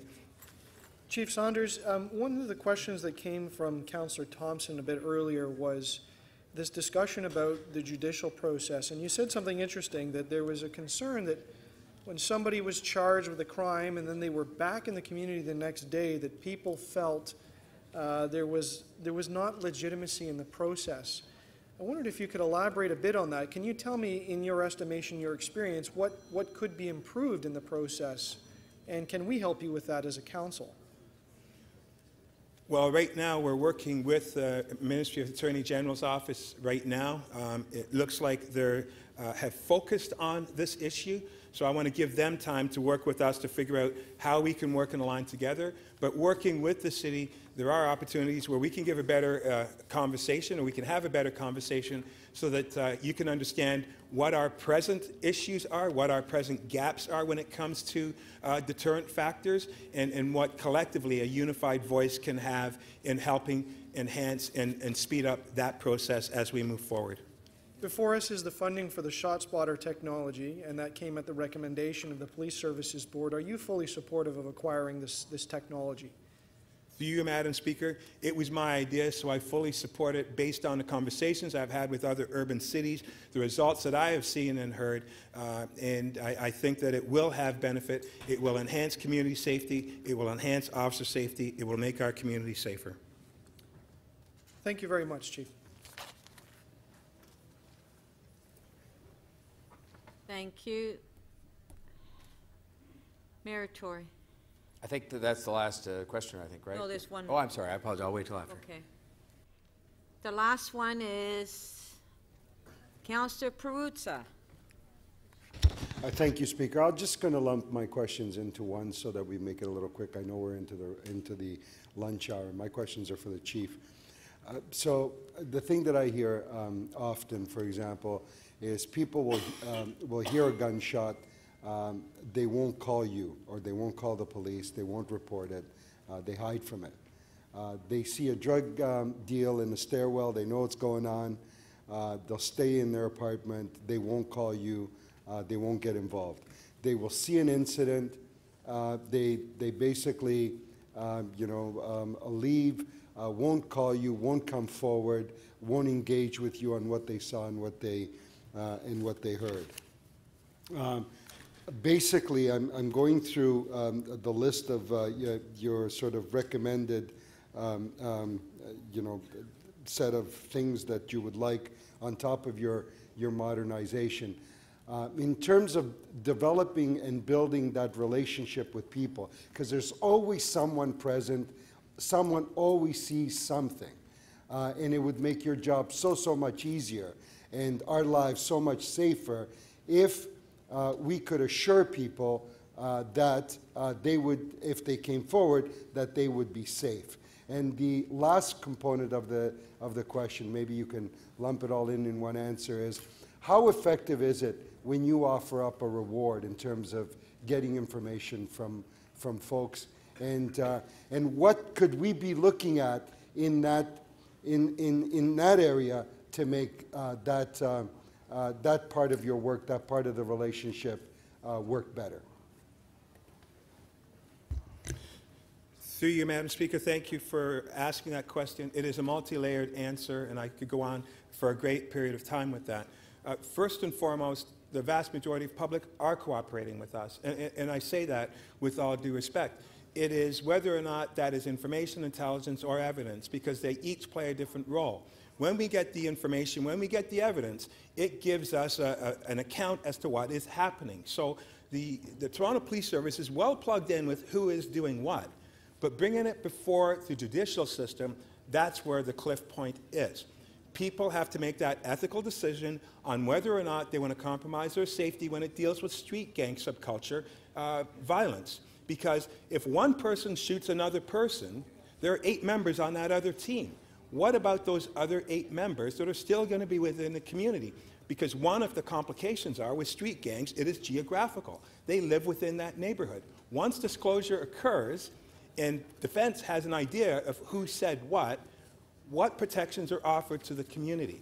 So that's one of the gaps. But we are getting the phone calls just from an intelligence and information perspective.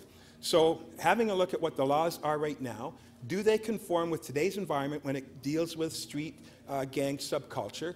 I would say that there is a gap there, and I think that that's something that needs to be remedied, because most people will invest in where they live. They want to be safe.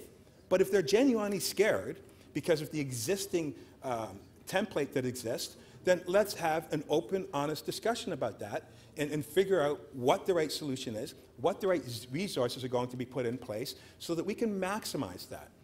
They are the eyes and ears of the community. They have a better understanding of exactly what's going on, and they can give us all of those nuances.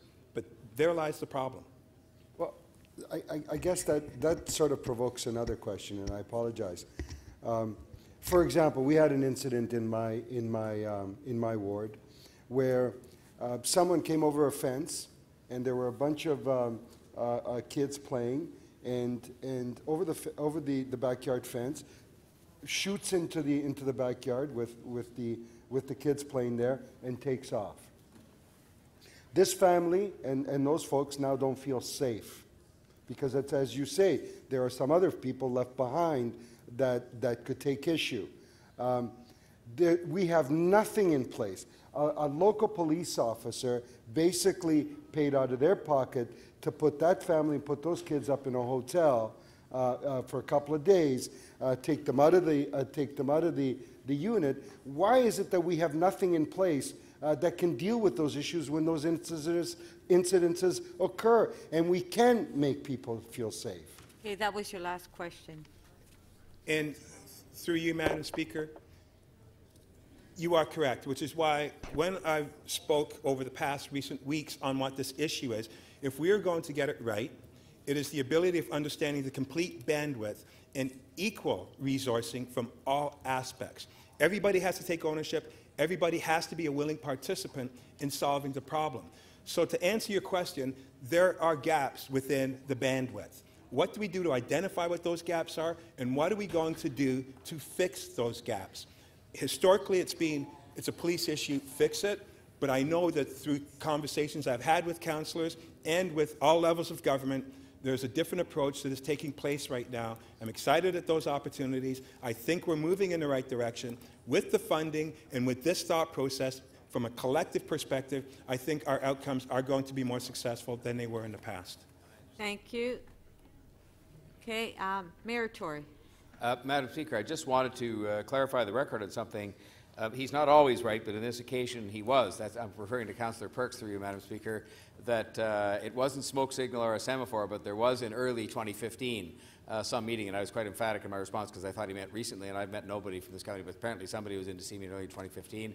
I wanted to clarify that that had in fact happened. The registry is not wrong, and in this case you're not. I will search the records. I suspect there's nothing from back then. Once a year, yes, that's right. Even a broken clock is right twice a day. But I will, he was the one that said once a year, Councillor Karygiannis. So I will search the records and see if there's anything and bring that back after lunch. Thank you. Thank you. Okay, I want to thank the chief. Thank you. I know that you can't be back after lunch. So we'll recess to 2:30. Thank you.